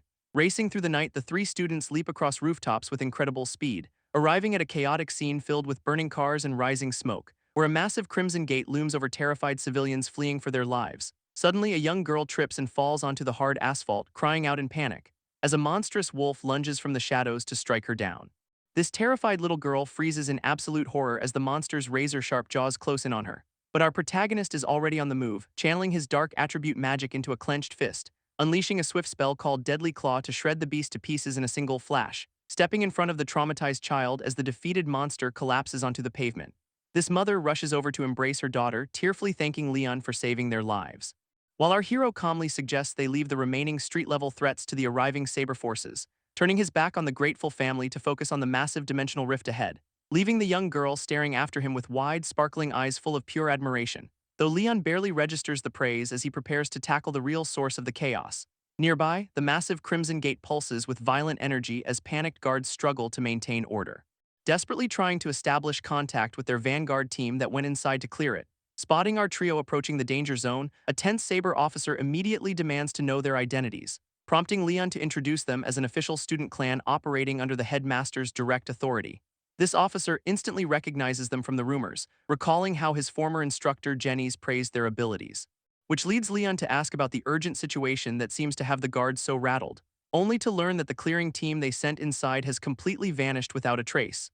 Another guard adds that their communicators are still active, meaning something inside is blocking their signals. And when Narus asks why they are not launching a rescue mission, the officer admits they lack manpower, explaining that their top priority is evacuating civilians while hoping their trapped comrades can survive on their own. Hearing this grim update, the 3 students exchange a knowing look as they prepare to dive in. Leon calmly tells the officer that his team will handle the inside of the dangerous gate, but the guard panics, warning him that a Category Red rift is far too deadly for students, only for a familiar, booming laugh to suddenly cut through the tense atmosphere. Jennings arrives on the scene in his signature flashy suit, looking completely relaxed, assuring the guards that these kids are actually top-tier wizards who can handle themselves. With their headmaster's backing, the trio prepares to step forward with absolute resolve, crossing the threshold into a dark, eerie forest shrouded in thick mist, where Izumiya immediately notes that the heavy fog is severely blocking their vision.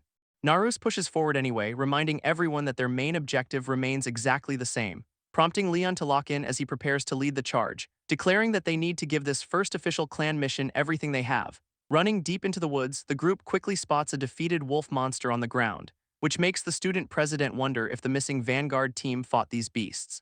While Narus grows increasingly anxious about whatever threat managed to overwhelm Saber's elites, Leon acknowledges the boss must be incredibly strong but insists they focus on saving the survivors. Watching his back, Izumiya initially assumes his dark magic will easily carry them through, before shaking off the thought, determined not to let him carry the burden entirely alone. Narus silently agrees, refusing to lag behind his overpowered classmate any longer. As both allies find their resolve to prove their worth as true teammates, suddenly they stumble upon a glowing blue slime monster hovering right next to the fallen vanguard. Desperate to survive, the vanguard leader channels his remaining mana into a blazing fireball, unleashing a barrage of fiery projectiles directly at the incoming threat in a last-ditch effort, which explodes on impact and completely engulfs the target in a massive cloud of smoke. But the attack barely leaves a scratch on the monster's bizarre, rib-like outer shell, revealing a massive blue slime that easily absorbs the impact without taking any real damage. Gritting his teeth in frustration, the exhausted vanguard leader realizes they are completely outmatched, while his wounded teammate begs to be left behind to save the rest of the squad, as the relentless monster does not give them a single second to argue, lunging forward aggressively, prompting the leader to desperately summon an earthen wall to block the incoming strike. only for the slime's high-pressure water beams to instantly pierce right through their defenses, sending the elite wizards crashing hard onto the forest floor in absolute defeat. Tears stream down the injured rookie's face as he blames himself for ruining the entire mission, just as the deadly slime prepares to rain down a final, lethal barrage of liquid spikes. Until a massive crescent of dark energy suddenly tears through the misty air, effortlessly vaporizing the monster's attack and saving the helpless Vanguard team at the very last second, leaving the stunned leader to look up in absolute disbelief at their mysterious savior. Leon calmly steps out of the shadows, immediately recognizing the fallen wizards as Saber's elite forces, though the wounded captain is completely baffled to see high school students wandering around this deadly zone. Ignoring his confusion, Izumiya quickly analyzes the creature and points out the glowing core inside its body, urging Narus to ignite his flame magic as they prepare to take down the beast together. Narus locks her gaze onto the target, shouting for the team to move out, while she charges forward with a powerful leap that shatters the ground beneath her. But the relentless slime monster instantly reacts by lunging straight toward the vulnerable student president, prompting Izumiya to scream out a desperate warning as the situation rapidly turns south, as a massive glob of acidic blue liquid rains down directly from above, trapping Narus in its sticky grasp before she can even attempt to dodge the strike. Seeing his leader in grave danger, Izumiya rushes forward to help her, only to get instantly pinned down by another aggressive slime creature before he can reach her, leaving both of Leon's new allies completely helpless against the monster's overwhelming numbers, until our overpowered protagonist steps up, quietly channeling his devastating dark attribute magic, unleashing a massive spell called Evil Burst to blast the creature right off Narus, which leaves the student president staring in absolute shock at his sheer destructive power. Without pausing for a single second, Leon fires a rapid barrage of dark energy spheres, directly targeting the monster's exposed core to completely disrupt its regenerative abilities, making the wounded Vanguard leader realize that these kids are definitely not ordinary students. Leon stands protectively in front of his team, warning the beast to back off. With a swift motion, he swings his dark magic scythe to deliver a final blow, unleashing a massive crescent wave of purple energy that tears through the remaining slimes, effortlessly clearing the entire battlefield in one incredibly stylish and overpowered move, leaving the rescued Saber elite guards completely speechless at the sheer absurdity of his strength. This rescued Saber guards cheer in absolute relief, celebrating the student's overwhelming victory, while Izumiya smiles warmly, finally feeling like a true and capable teammate. Back out on the city streets, the entire squad gathers around the young academy students, prompting the captain to step forward and express his deepest gratitude for their heroic rescue. Leon humbly downplays the praise, calmly stating they were simply doing what they could, which makes Jenny's burst into a proud laugh, boasting about his students' incredible talents. This captain readily agrees, admitting he feels deeply ashamed for underestimating them based on age, immediately ordering his entire squad to stand at attention and show their respect. As the elite guards salute the young wizards to officially thank them for their service, Leon and Izumiya accept the gesture quietly, ready to head back after a successful mission. Later in his room, Leon's fairy companion floats around excitedly, celebrating his massive achievement, though our protagonist remains practical, noting that saving the Vanguard team was the real priority. She giggles and mentions that Saber even wants to recruit him immediately after graduation. But their lighthearted conversation is suddenly interrupted by a quiet knock at the door, prompting the little fairy to quickly vanish as Leon wonders who could visit so late. Stepping forward to open it, he is quite surprised by the unexpected guest waiting outside. Finding Izumiya standing in the hallway with a soft, slightly nervous smile on her face, he asks if something is wrong while she politely apologizes for disturbing his rest. Though she hesitates for a moment, clearly struggling to find the right words, before blushing deeply and shyly asking if she can have just a moment of his time, Izumiya nervously looks up, asking Leon if he would be willing to teach her magic, explaining that she simply cannot stand being weak and needs his direct guidance to grow, which makes our protagonist realize just how deeply today's intense battle affected her resolve. Recalling how helpless her fellow teammate looked while trapped under the monster's acidic slime, although that chaotic situation was completely unavoidable, he knows she wants strength rather than pity, prompting Leon to readily agree to her request and offer his personal training sessions. This instantly brings a bright, relieved smile to the young student president's face. Watching her happy reaction, he silently notes how incredibly straightforward and honest she always is, leading the duo straight to the school rooftop under the starry night sky to begin immediately. Suddenly, a familiar voice echoes from the doorway, calling them out for sneaking off alone, revealing Naru stepping onto the roof, demanding to join their late-night training session as well. When Izumiya teases him about wanting lessons, he flusteredly claims it is unfair to get a head start, amusing Leon's hidden fairy companion, who quietly remarks on how easily the boy reveals his feelings. This boy coughs to quickly regain his composure after being called out so easily. He firmly reminds everyone that as a clan, they cannot afford to fall behind their leader, making Leon smile warmly and welcome both of his dedicated teammates to the session. Under the bright glow of the full moon, the training officially gets underway, with Leon acknowledging that both of them already possess an excellent grasp of advanced magical abilities.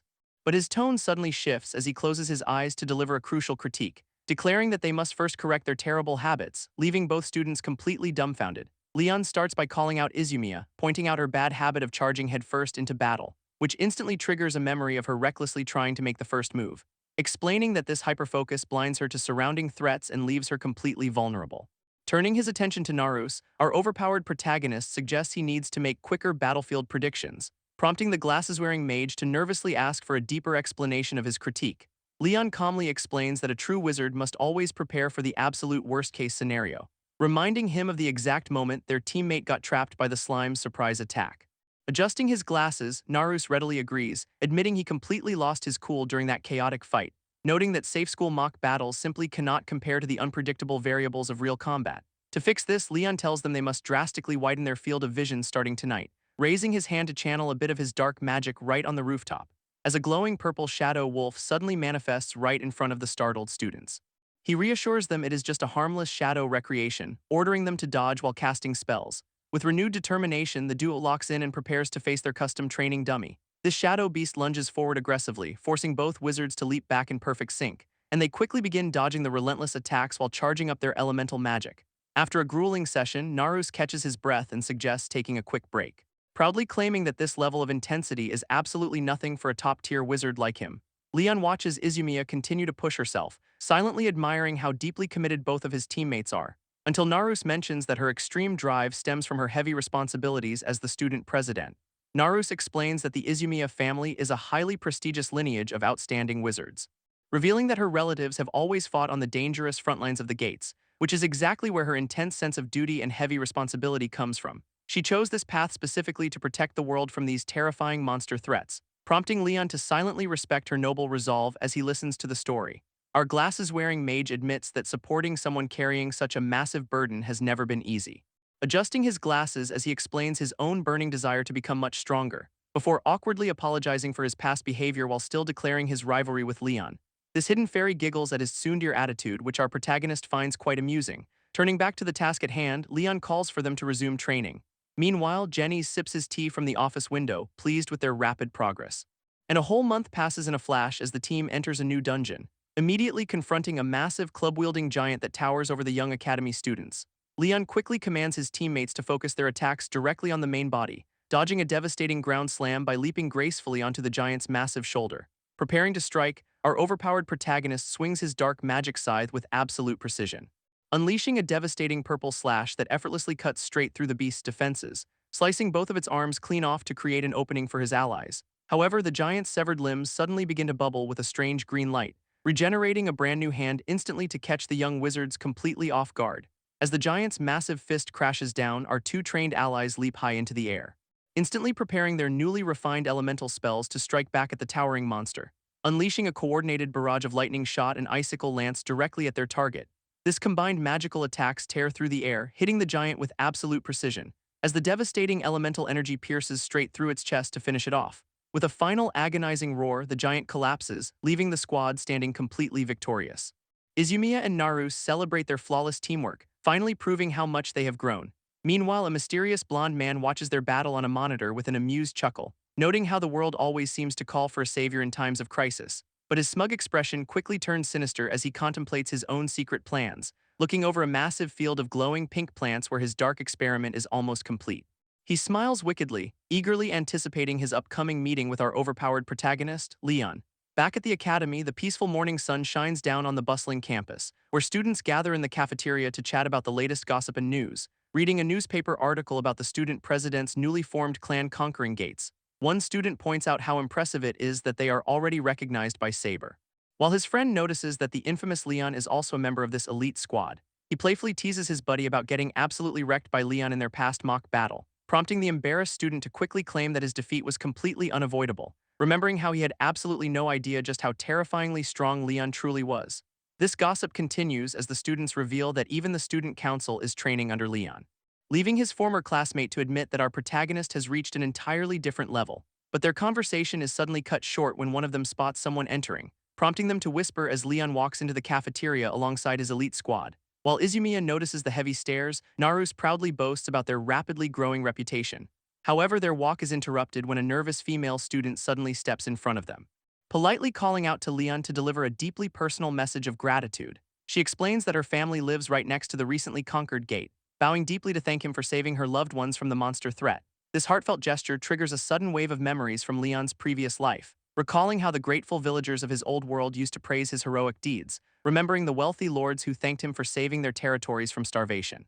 Along with the smiling townspeople who always welcomed him with open arms, and the cheerful children who used to run up to greet their favorite hero. Even the king himself once showered him with absolute praise for his legendary accomplishments, bringing a soft smile to Leon's face as he realizes his true purpose remains unchanged.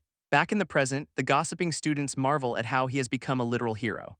Noting that even the lowest-ranked student in the academy can achieve greatness with enough effort, though not everyone in the room is thrilled to see Leon's meteoric rise to fame. As an envious rival scoffs and walks away, clearly irritated by our protagonist's massive success. Walking away from the crowd, Izumiya playfully teases Leon about his sudden rise to local hero status, but our protagonist quickly shifts focus, asking why Headmaster Jenny's summoned their squad to his office, leaving even his fairy companion highly curious about what the powerful headmaster could possibly want. Stepping inside the spacious office, the trio finds Jenny's waiting for them by the massive window, who immediately bursts into hearty laughter while praising their incredible achievements in the recent dungeons, specifically pointing out how much both Izumiya and Narus have grown under their leader's guidance. This young student president happily credits Leon's intense training sessions, which even Narus begrudgingly admits helped, prompting her to ask her uncle about the real reason behind this sudden meeting. As the headmaster reaches into his desk drawer while keeping the destination a complete secret, before pulling out a set of car keys and revealing they are visiting Saber's branch. Soon, their sleek white car is speeding down the highway toward this mysterious new location, where Jenny's explains that the prestigious guild's vice branch chief specifically requested to meet Leon. Turning to his glasses-wearing teammate, our protagonist asks if he knows anything about this chief, who turns out to be Nihama Ryoji, a legendary prodigy feared even among Saber's elites, having served as the Academy's very first student council president and a highly skilled wizard, as he remained completely undefeated in school mock battles before graduating to the front lines. Since joining the elite guild, Ryoji has successfully cleared an impressive number of dangerous gates, leaving Izumiya wondering why such a famous wizard would want to meet them so badly, while Leon silently contemplates what kind of person this legendary predecessor actually is. Finally, the group arrives at Saber's massive 7th branch mansion, ready to face whatever awaits inside. Jenny's leads the group down a lavish hallway, opening the door to the vice chief's office. Inside, the legendary prodigy Nihama Ryoji sits casually on a couch waiting for them, turning around with a smug smile to welcome the famous academy students, explaining that he heard rumors of their newly formed clan conquering high-level gates, which made him feel absolutely compelled to meet this rising star in person, laughing heartily as he towers over Leon and asks if he is excited, prompting our protagonist's hidden fairy to immediately call out his massive ego. Ryoji reaches out a hand, calling Leon boy with a highly patronizing tone, but as their hands lock together in what should be a standard greeting, a massive wave of blue killing intent suddenly erupts from the smiling senior, catching our overpowered protagonist completely off guard as the sudden pressure spikes, leaving Leon to look around in confusion while his teammates remain totally oblivious. Chuckling at the reaction, the vice chief realizes Leon actually felt his hidden test, telling him to relax since it was just a quick check of his reflexes, admitting he originally planned to send them home right after a brief greeting, before his smile turns competitive as he suddenly demands a proper duel. Soon, the group relocates to the massive indoor training grounds of the 7th branch, where Ryoji laments the lack of a crowd to witness their upcoming clash, claiming this private setting will allow Leon to unleash his full power without holding back. Locking eyes with our protagonist who silently prepares for a highly anticipated showdown, Leon is completely taken aback by this sudden mock battle proposal from the vice branch chief, while Ryoji casually admits he is a total battle maniac who sees massive potential in him, pointing out how Leon easily detected the heavy killing intent he unleashed just moments ago. Extending his hand, the smug senior asks our protagonist if he is ready to accept.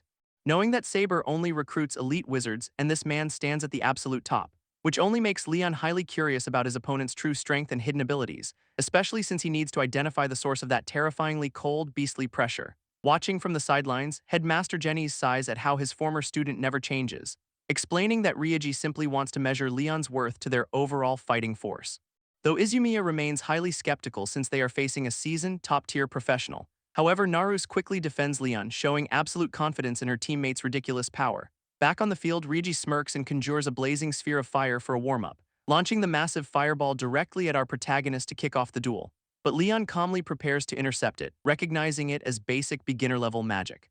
Smiling wickedly, the vice chief declares he will not make things that easy for him, suddenly detonating and splitting the spell right before it reaches its target, leaving the shocked spectators to gasp as the flames unexpectedly divide into multiple paths. A massive explosion rocks the arena floor, kicking up a blinding wave of heat and dust, only for Ryoji's smug expression to instantly vanish when he realizes his opponent is no longer there. As Leon leaps high into the air, unleashing a devastating counterattack to shock the legendary prodigy, Ryoji smirks as he realizes his initial explosive attack did not quite do the job, praising our protagonist for managing to pull off a counterattack in the middle of that chaos. Turns out Leon used a quick ice barrier to block the blast and create a perfect smokescreen, which only makes the smug Vice Branch Chief even more excited for a real challenge. Watching from the sidelines, Narus marvels at Leon's reflexes while questioning the bizarre nature of that fireball, prompting Headmaster Jenny's to explain the advanced magic manipulation required to split a spell mid-flight. This explanation triggers a sudden realization for Izumiya as he watches the intense battle unfold, remembering how Leon pulled off the exact same high-level trick during their previous mock duel, leaving the glasses-wearing teammate to bitterly lament the massive, humiliating gap in their current power levels. Back on the field, Ryoji eagerly declares it is time to kick off round 2, unleashing a massive torrent of wind magic that begins to tear up the entire arena floor, summoning a devastating storm cyclone that completely dwarfs any standard spell they have ever seen. Even our overpowered protagonist is highly impressed, noting this firepower easily surpasses the wizards of his old world. Realizing he needs to quickly escape the swirling vortex to find a safer vantage point, leaping backward through the air to set up a devastating counterattack from a distance. Suddenly, Leon unleashes a massive wave of water magic to completely douse the raging wind, catching the smug Vice Chief completely off guard as he struggles to comprehend the sudden elemental shift. As the colossal torrent crashes down and floods the training grounds in a spectacular display of power, quickly recovering, Ryoji prepares his next spell, knowing Leon cannot easily dodge while suspended in midair, launching a barrage of glowing earth magic to bring this intense duel to a decisive end. Ryoji moves with blinding speed, leaving a trail of afterimages as he closes the distance, using the floating chunks of earth magic as perfect footholds to launch himself forward. But our protagonist quickly conjures a glowing ice blade to intercept the incoming strike, sending sparks flying across the training grounds as their weapons collide in midair. This smug Vice Chief grins wildly, thrilled to finally find someone who can match his pace, before a massive shockwave erupts from their clash, forcing both fighters to slide backward. Landing gracefully on his feet, Leon ignores Narus's worried shouts from the sidelines, while Ryoji stands across the cracked arena, casually praising the kid's impressive defensive skills, as he asks with a wicked smirk if Leon is still hiding his true trump card, explaining that his subordinates already warned him about a highly mysterious magic in Leon's arsenal, warning our protagonist that holding back against a top-tier professional is a massive mistake, with his eyes glowing in intense anticipation while demanding to see the boy's real power.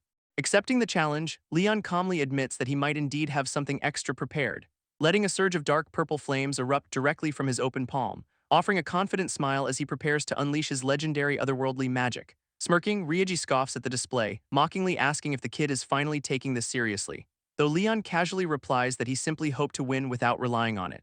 This blunt response catches the Vice Chief off guard, narrowing his eyes in sudden focus, realizing this purple flame must be the bizarre attribute mentioned in the guild's reports, leaving the battle maniac absolutely thrilled to face a power he has never seen before. Jenny's watches in awe, realizing this is his very first time seeing Leon's rumored attribute magic, while Narus confidently tells her uncle to watch closely because he is in for a massive surprise. Charging forward with his blade, Ryoji eagerly demands to see what this mysterious power can actually do, bringing his weapon down in a swift strike that our protagonist calmly prepares to block. Instantly, Leon summons his dark attribute magic, letting the ominous purple energy coat his hand, before manifesting his legendary Calamity Scythe to completely shatter the incoming assault in a massive clash. Standing perfectly calm amidst the floating debris, our overpowered protagonist does not even break a sweat, forcing the legendary Vice Branch Chief to slide backward across the cracked arena floor, who stares in absolute disbelief at his magically reinforced ice sword now cleanly snapped in half. Looking at the massive purple weapon, Ryoji finally recognizes the terrifying power mentioned in the guild reports. At the same time, Izumiya silently marvels at how incredibly experienced Leon is when it comes to real combat, wondering if their formidable opponent still has some hidden trick left to turn the tide. Chuckling, the battle maniac praises Leon's unique abilities and asks if he has even more dark spells, but our boy playfully deflects the question while asking if the senior has enough stamina left. Ryoji bursts out laughing, thoroughly impressed that this kid is nothing like a typical academy student, until his expression turns dead serious as he promises to show his opponent some real magic. Suddenly, a colossal vortex of green wind erupts around the Vice Chief, shaking the entire training grounds, as he simultaneously conjures a blazing fire in his hand to kick off the final round, leaving Narus completely speechless as she realizes their opponent is wielding two elements at the same time. Even Leon's fairy companion is deeply stunned, knowing how insanely difficult it is to master dual attributes. Boasting about his superior rank, the smug senior dares our protagonist to survive his next attack, as he combines wind and fire into a devastating high-level technique known as composite magic, unleashing a massive scorching wind onslaught that completely engulfs the training grounds in a fiery vortex. Even our overpowered protagonist realizes the sheer scale of this spell makes it impossible to simply dodge, prompting him to slam his legendary scythe down and prepare a direct counter to the incoming storm. Gathering his ominous dark attribute magic, a concentrated sphere of purple energy erupts from his hand, which he fires as a raging blast to collide head-on with the Vice Chief's ultimate attack. This sheer force of the collision shakes the entire arena as Leon maintains absolute focus, forcing the opposing elements to violently cancel each other out in a blinding flash of light, as the dust clears to reveal both fighters standing completely unharmed amidst the massive destruction. Watching from the sidelines, the spectators gasp in absolute disbelief at the ridiculous display of power. Meanwhile, Ryuji breaks into a cold sweat, struggling to comprehend how a student neutralized his composite magic, realizing Leon had to time his counterattack down to the exact millisecond to pull it off, a level of magic mastery that should be completely impossible for anyone currently in the academy. Staring at our protagonist, the battle maniac can only grin wildly at such an unbelievable opponent, before suddenly stepping forward and casually declaring that they are officially done with their little duel. Scratching his head in defeat, the Vice Chief admits he is thoroughly impressed by Leon's ridiculous defense, explaining that while he wants to keep fighting, the entire building will collapse if they continue, though he quickly points a finger, warning our protagonist not to assume this counts as a loss. Promising to properly settle their score the next time they meet on the battlefield, Luna floats around looking incredibly smug, claiming this mock battle was an absolute victory for her master, while Ryuji immediately tries to recruit our boy, planning to dump all his future paperwork onto him. But their conversation is cut short when Izumiya walks over to congratulate Leon on his performance.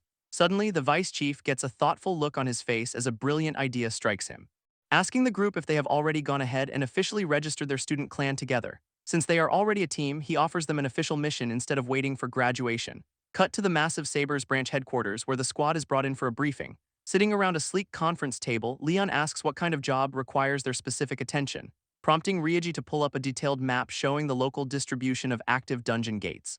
Our protagonist silently notes that the guild's intelligence network is far more advanced than his own, though Izumiya mistakenly assumes they are just being sent to patrol the highest-risk gate zones. Shaking his head, the Vice Chief points out a massive empty blank spot on the map, explaining how bizarre it is that not a single gate has appeared there in 10 years. This realization leaves the rest of the team sweating as they realize how unnatural that anomaly is. Leon quickly deduces that something highly unusual must be hiding and actively suppressing the gates there, which Ryuji confirms, admitting his regular scouts were simply too weak to find any clues. Leaning in with a grin, the senior asks if our overpowered protagonist wants to investigate it himself, leaving Leon to carefully weigh the potential dangers and rewards of taking on such a mystery. Seeing his teammates nod with absolute confidence, our boy knows there is only one real answer. And with a confident smile, he officially accepts the job to kick off their first major mission. Leon arrives at the designated town just as the sun begins to set, ready to investigate the mysterious anomaly that has kept dungeon gates away for a decade, though Narus immediately points out that everything looks completely normal on the surface, suggesting they start their investigation by asking the local townspeople for any unusual rumors. Our squad spends the next few hours questioning guards and locals about recent events, but unfortunately nobody seems to have noticed anything out of the ordinary. Just as they are about to give up, Leon notices his fairy companion looking incredibly tense, prompting Luna to reveal that she can sense a highly bizarre presence nearby, pointing them directly toward a dark, empty alleyway tucked between two massive buildings. Izumiya questions why they are suddenly heading into such a sketchy, narrow path, while our protagonist quietly asks Luna if she is absolutely sure about this location. Hearing her confirm that a strange supernatural power is indeed radiating from the shadows, Leon decides to take a gamble and prepare his specialized dark attribute magic, unleashing a powerful dispel spell that instantly tears through the hidden magical barrier, leaving his teammates completely speechless as the space itself begins to warp and shift. A massive dark stone staircase is revealed, leading deep into the underground abyss. Knowing they cannot turn back now, the group agrees to venture down together, stepping into the eerie darkness while wondering what terrifying secrets await them below. After descending for what feels like hours, Leon finally spots a glowing light ahead, only to freeze in absolute shock at the bizarre sight waiting at the bottom. Reaching the bottom, Leon and his team find a massive underground facility filled with glowing red flowers, leaving Narus completely baffled as she examines the strange, otherworldly flora lining the pathways. But our protagonist's attention is quickly drawn to a high-tech console sitting further in the room. Realizing it looks identical to the device Shido used to manifest gates, Leon's suspicion grows, though Izumiya points out that the former chairman is currently locked up by Saber's branch. This leaves our boy to deduce that a completely different mastermind must be pulling the strings, before a loud automated alarm suddenly blares through the facility, warning them of detected intruders. As a massive, heavily armored defense robot drops from the ceiling to execute disposal orders. Sensing the danger, Leon warns his teammates that the mechanical beast is locking onto them, prompting the entire squad to draw their weapons as the machine charges a bright blue energy, unleashing a colossal laser beam that tears through the solid ground with terrifying destructive force. Leaping backward just in time, the group narrowly avoids the blast as the floor crumbles beneath them. Instantly, the hostile machine deploys a spinning, star-shaped drone to launch a rapid follow-up assault, forcing the hunters to dodge and weave through a barrage of high-speed metallic blades.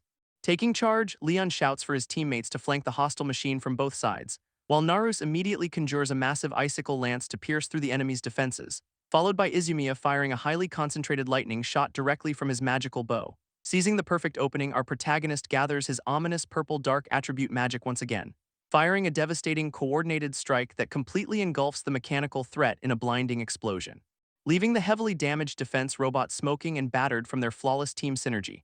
Right after the defense robot goes down, a mysterious voice echoes through the smoky chamber, politely asking our protagonist not to damage the beautiful garden he has worked so hard on, leaving Leon completely stunned as he tries to locate the source of this sudden intrusion. Before he can even react, the entire environment shifts into a bizarre red maze-like dimension, prompting a worried Luna to quickly check if her master is doing all right after the teleportation. As a tall, elegantly dressed man steps out of the shadows with a chilling smile, casually addressing our protagonist by his true name from his previous life, Kiribane Ren. Demanding to know his identity, Leon glares at the stranger while Luna senses an overwhelming pressure, warning her master that this terrifying opponent actually originates from an entirely different dimension. A shocking revelation that sends shivers down our hero's spine as he stares at the smug intruder. Dark memories of a ruthless knight from his past life begin to flash before his eyes, reminding him of the absolute monster who once brought ruin and despair to his previous world, until Leon finally recognizes the villain and screams out his name in pure rage, prompting the mysterious man to simply widen his grin, thoroughly enjoying the dramatic reaction.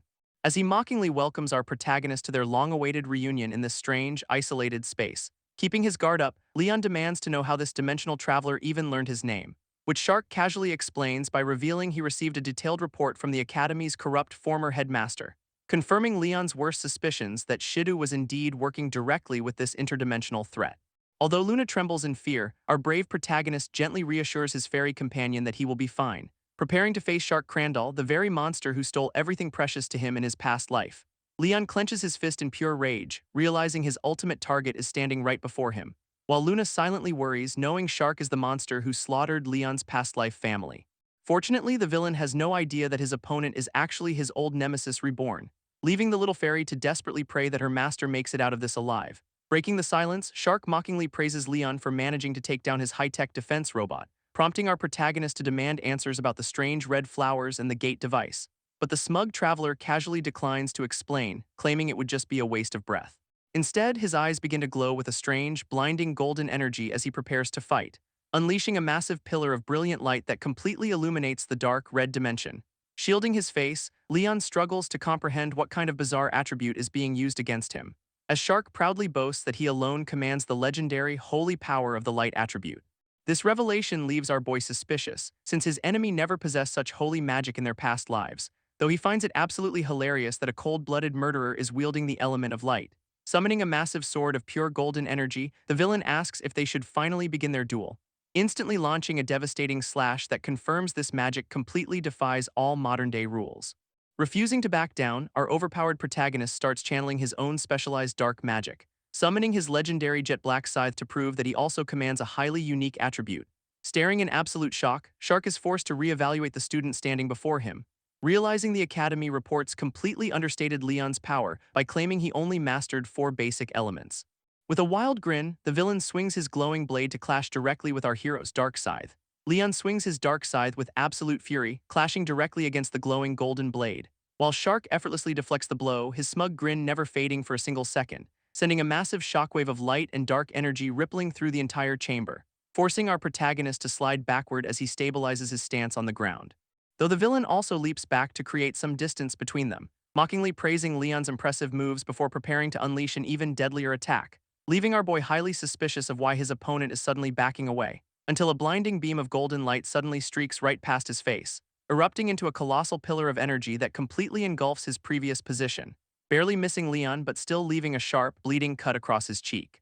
which only amuses the smug traveler as he casually commends our hero's reflexes. Our protagonist silently sweats, realizing that taking a direct hit would be absolutely fatal, as Shark mockingly points out that Leon possesses the kind of strength that saves worlds, before coldly admitting that he absolutely despises heroes and everything they stand for, wearing a sickening grin as he declares that slaughtering righteous people brings him pure delight, triggering a wave of absolute fury in our protagonist as his eyes narrow with hatred, prompting Leon to slam his scythe down and tell the monster to stop playing around, channeling a massive, roaring purple flame of dark magic directly into his bare hand. This bizarre move leaves Shark completely baffled as to why his opponent discarded his weapon, but deciding it does not matter as he charges forward to end the fight right now. Instead of throwing a punch, Leon channels his dark attribute magic to prepare a surprise trap, unleashing a massive web of glowing purple chains that shoot straight toward the sky, wrapping tightly around the smug villain and leaving him completely immobilized in absolute shock. Seizing the perfect opening, our boy raises his scythe to deliver the final, decisive blow, slashing clean through his target with a massive wave of dark energy. But instead of falling, the villain's body begins to glow and shatter like glass. Wearing a chilling grin, the monster reveals that this physical form was merely a temporary illusion, promising that they will inevitably cross paths again to settle their deep-seated grudge. With those final parting words, the fake body dissolves entirely into a shower of golden sparks, leaving our protagonist alone in the quiet, empty space as the bizarre dimension fades away. Suddenly, a familiar voice calls out to him, snapping him back to reality, revealing Narus and Izumiya standing nearby, completely relieved to see that their leader is unharmed. Rather than explaining the crazy dimensional battle right now, Leon suggests they quickly leave the facility, silently swearing to himself that he will be ready for their next inevitable encounter, as he vows to permanently end the monster who ruined his previous life. A few days after the intense underground battle, our hero walks along the school rooftop, discussing the lack of clues regarding the villain's actual location with his floating fairy companion. Despite the setback, Leon remains confident that the mastermind will eventually make another move, prompting a cheerful Luna to enthusiastically cheer him on with absolute faith in his dark magic, while our overpowered protagonist silently stares into the horizon, ready for whatever comes next. Standing on the school rooftop, Leon admits to Luna that something has been bothering him lately, specifically how he managed to obtain dark attribute magic in the depths of that abyss, questioning why a goddess would grant him dark powers instead of the typical holy light, which suddenly triggers a massive realization for the floating fairy as she gasps in understanding, explaining that the deep abyss was actually overflowing with highly toxic dark magic particles, warning that ordinary humans would instantly lose control of their bodies and crumble to dust, prompting our protagonist to recall the suffocating, deathly pressure he felt during his fall. Turns out, magic is just particles absorbed by the body to awaken a person's latent talents, but since dark magic particles only exist in the absolute deepest corners of the underworld, this goddess had no choice but to utilize the surrounding energy to save his life. Luna sheepishly admits she could only send glitched, incomprehensible system messages back then, yet Leon somehow endured the underworld's corruption and forged it into his own strength, officially earning our overpowered protagonist the legendary badass title of the Underworld Transcendent, as the little fairy softly confesses that she has been watching over him this entire time, witnessing him lose his beloved family and fight against a million monsters all by himself. Having felt exactly how much agonizing pain and suffering he had to endure in his past life, while she could do absolutely nothing but watch until the goddess finally opened the gate, revealing her true identity as the goddess's angel, she asks him to save this new world, though she sweetly adds that her absolute biggest wish is simply to see Leon's own desires fulfilled, leaving our boy to quietly process the heartfelt truth with a determined, grateful look. Staring at his hand, Leon acknowledges that he is merely borrowing this temporary mortal body, but he still vows to his fairy companion that he will defeat Shark no matter what, prompting a delighted Luna to happily promise her absolute support for the upcoming battles. Suddenly, a loud ringing sound interrupts their quiet moment on the school rooftop, leaving our protagonist quite surprised as he pulls out his vibrating smartphone. Heading downstairs to the reception room, he prepares to meet with the association members, where Vice Branch Chief Nahama casually greets him with a rather smug, knowing smile, and our boy asks what is wrong when the older man requests a private chat, who slowly leans back to reveal a highly serious secret he has been keeping. But their conversation is abruptly cut short when Nehama's phone suddenly begins to ring. Answering the call, he listens as a panicked subordinate reports a strange blue gate appearing, though the vice chief initially dismisses the threat as something they can easily handle themselves, until the caller desperately explains the highly unusual location where this portal actually manifested. Stepping outside, the entire group watches in absolute horror as the sky turns a deep crimson, revealing thousands of glowing red spider lilies blooming across the city in a terrifying display. As another association member runs up to report on the rapidly deteriorating situation, he suddenly collapses to the ground while clutching his throat in sheer agony, leaving the surrounding onlookers completely paralyzed with shock at his sudden, violent choking fit. Kneeling down to inspect him, the group quickly realizes the toxic red flowers are causing this, which Nihama grimly confirms is the exact warning he wanted to share with Leon earlier. Narus holds up a glowing pink vial, recognizing it as the sample from the underground facility. Leon confirms that their research team just finished analyzing the strange liquid inside, revealing the terrifying truth that these red flowers can completely drain a mage's mana, which leaves Izumiya completely stunned since even Leon had no idea such a threat existed, prompting Nehama to realize the collapsed association member was also targeted by this draining effect. Though it apparently only affects people whose mana pools fall below a certain threshold. Hearing this, our trio realizes they need to act fast before the city is completely paralyzed. So Leon tells the vice chief to handle the evacuation while they deal with the gate, which Nehama readily accepts, knowing a strong leader is desperately needed on the surface, letting out a heavy sigh as he prepares to coordinate the chaotic rescue efforts. Demanding only one thing in return, which is for our hero to seal the portal permanently. With a determined nod, the students agree to the plan and prepare to head inside, stepping directly through the portal as a freezing wind immediately begins to howl around them, revealing a massive, desolate mountain range covered in a relentless, blinding blizzard, leaving the group shivering as they realize this dungeon is far more dangerous than advertised. While Leon silently connects the dots, certain that Shark is behind this mana-draining trap, clenching his fist in anger as he vows to stop the villain's schemes at any cost, prompting our protagonist to lead the charge as they sprint deeper into the frozen wasteland. Suddenly, Narus gasps for air and collapses into the snow, completely out of energy, leaving Leon to look back in absolute horror as both of his teammates drop unconscious. Leon cannot believe such a disaster is happening, wondering how their mission went so horribly wrong, recalling how smoothly things were going when they first entered the gate and cleared the mobs, but their easy run quickly ended when this giant frozen titan blocked their path forward. Izumiya immediately recognized the beast as a Frost Gigas, a common boss in blue rank gates, suggesting they exploit its slow movement speed to easily confuse and overwhelm the massive creature. Unimpressed by their chatter, the giant raised a glowing fist to crush the annoying intruders, slamming its heavy arm down to unleash a devastating shockwave across the snowy battlefield, only for Izumiya to counter with a blinding arrow of light aimed straight at its face, detonating a barrage of glowing projectiles that completely shattered the monster's icy defenses. Stunned by the sudden explosive counterattack, the giant stumbled backward as its face began to crack. While the glasses-wearing archer casually posed, proving he was far more than just a backup mage. Seizing the opening, Narus leaped high into the air to rain down a flurry of fire, leaving Leon to step up and prepare his scythe for the final decisive strike. With a single swift motion, our protagonist unleashed a massive wave of dark energy, slicing clean through the monster's core and sealing its fate once and for all. This giant ice beast completely shattered into pieces, ending the brief skirmish in spectacular fashion. Landing gracefully on the snow, Leon expected a moment of peace after their quick victory, but his worried teammate ran over, asking if he was alright as a strange sensation hit him, causing his eyes to widen in shock as he sensed a familiar, ominous presence nearby, pointing toward the ground where those terrifying red spider lilies were already blooming in the frozen wasteland. Red energy surges from the ground as the toxic spider lilies glow with a sinister power, fueling the defeated Frost Gigas as it suddenly begins to absorb the dark, corrupting energy, clenching its massive fists as the red glow intensifies to an absolutely blinding level, suddenly unleashing a devastating shockwave of crimson force that tears across the entire frozen battlefield, catching our overpowered protagonist completely off guard as he barely braces for the impact. While his teammates are violently blown backward by the sheer pressure of the explosion, struggling to stand, the glasses-wearing archer realizes this boss is using attacks far beyond its rank, prompting a worried Luna to quickly check on Leon as he slowly recovers his footing, who immediately calls out to his teammates to ensure they survive the devastating blast, realizing the toxic flowers are actively mutating the giant and supercharging its core with miasma, which means they must strike first before the beast can unleash another catastrophic attack. So our boy channels his dark attribute magic, aiming directly for the monster's glowing chest, firing a massive blast of destructive pressure that collides head-on with the mutated titan. But despite the direct hit, the archer quickly warns that their attack was completely useless. Sure enough, the giant emerges from the smoke with its core completely unharmed and glowing, proving its defensive power has skyrocketed, leaving Leon in desperate need of a stronger spell, until his little fairy companion suggests utilizing the secret magic he had been practicing lately, instantly catching the attention of his teammates as they look at him with absolute trust. As Narus asks if he has a plan to pierce the monster's reinforced armor, Leon confirms he does, but since he needs time to charge, his allies vow to buy him time.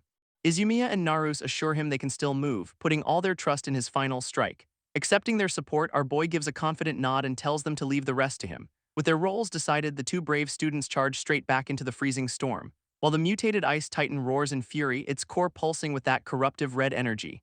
As the giant swings its massive fist, Narus prepares her magic to draw its attention away, letting Leon close his eyes to focus entirely on the complex spell he needs to visualize. Suddenly, blazing orange fire and dark purple energy begin to crackle wildly in his hands, leaving his teammates completely speechless as they sense the absurd amount of pressure radiating from him. Sensing the danger, the giant prepares to unleash another devastating blast from its glowing chest, but the duo intercepts the beast with a coordinated barrage of fire and light arrows, buying just enough time as the massive titan struggles to push through their desperate defense. Finally ready, our overpowered protagonist unleashes his brand new fusion magic in a swirling vortex of destruction, calling out his devastating black flame strike as the chaotic energy surges toward the target, completely engulfing the mutated giant in a terrifying storm of dark, incinerating flames. Watching from the sidelines, his allies realize he just fused two opposing attributes with absolute ease, which is a high-level technique that usually takes years of intense training to master. Our boy just casually deletes the boss, leaving nothing but a massive crater in the snow.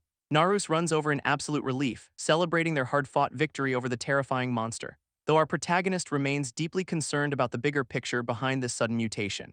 Realizing the entire world is in grave danger if these toxic red flowers start invading other dungeons. Meanwhile, a mysterious villain observes that even the flower-boosted monsters have been defeated, narrowing his eyes as he prepares to initiate the next phase of his master plan, staring down at a glowing ritual altar surrounded by burning torches of dark energy, declaring with a smug grin that the revival of the Demon King is finally at hand. Days after their icy battle, Leon and his team find themselves constantly fighting in relentless skirmishes, especially since the toxic red flowers are actively supercharging every monster they encounter, sparking global panic as citizens are forced to evacuate the infested districts immediately, leaving the students of the Magic Academy completely anxious about their own safety, until Headmaster Janice orders everyone to pack up and relocate to a safer area. Over at the prestigious Saber faction, things are also starting to get incredibly busy, where their leader rallies the students by pointing out that everyone else is already fighting, passionately declaring that they cannot simply sit back and watch the world burn, which instantly fires up the crowd as they roar in absolute agreement, allowing Vice Branch Chief Nehama to take command and coordinate the defense forces.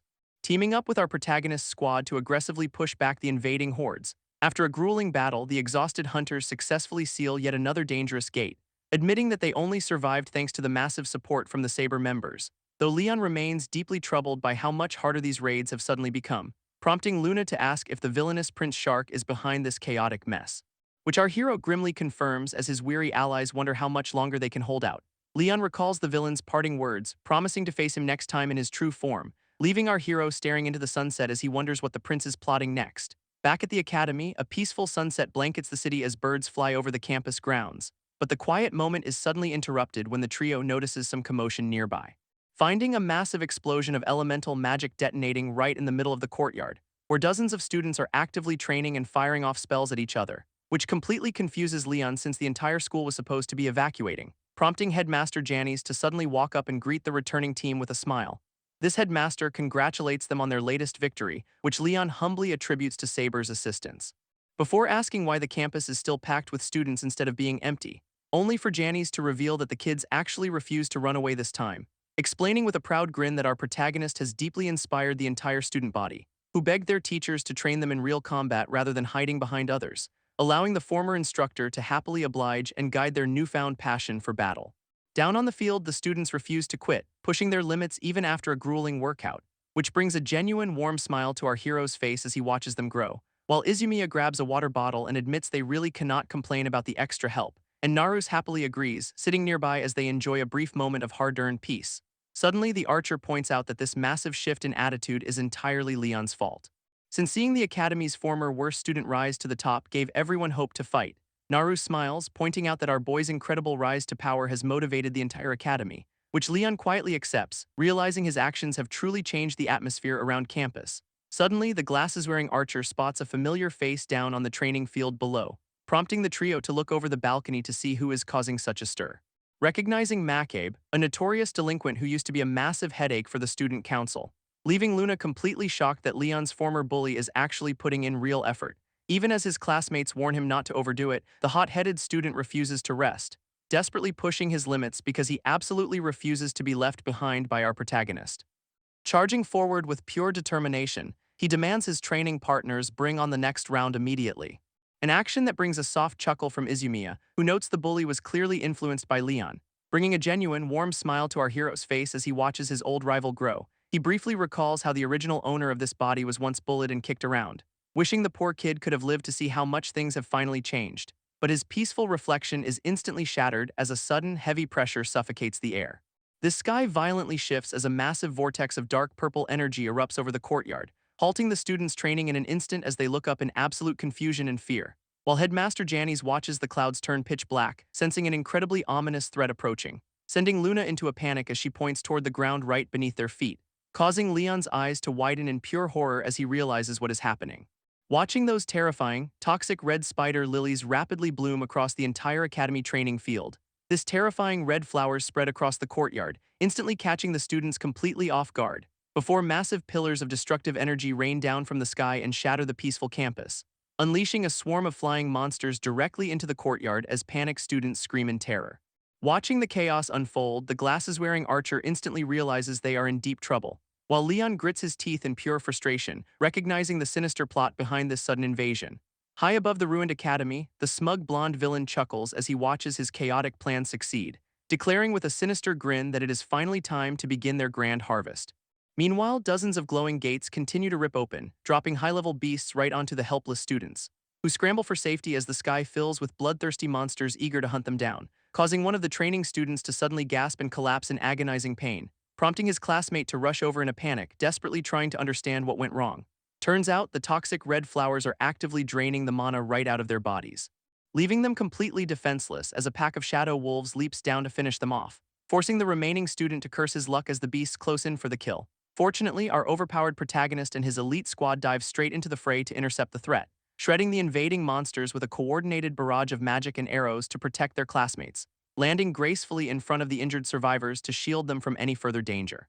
Leon confidently tells the terrified kids to fall back and leave the rest of the fight to them, as Narus and Izumiya step up beside him, fully prepared to hold the line despite the overwhelming odds, realizing this massive outbreak of gates and toxic flowers is only the beginning of a much larger war. Suddenly, Luna alerts our boy that she has detected a strange energy signature nearby, pointing him toward a dark silhouette lurking deep within the eerie, crimson-tinted forest, which confirms that the villainous Prince Shark is indeed pulling the strings from the shadows, sending a wave of pure anger through Leon as he prepares for the inevitable showdown. He suddenly recalls the traitorous teacher's words about the students being nothing but food, realizing these toxic red flowers are actively harvesting mana to fuel some greater evil, prompting a worried Izumiya to ask what is wrong after noticing his sudden distraction.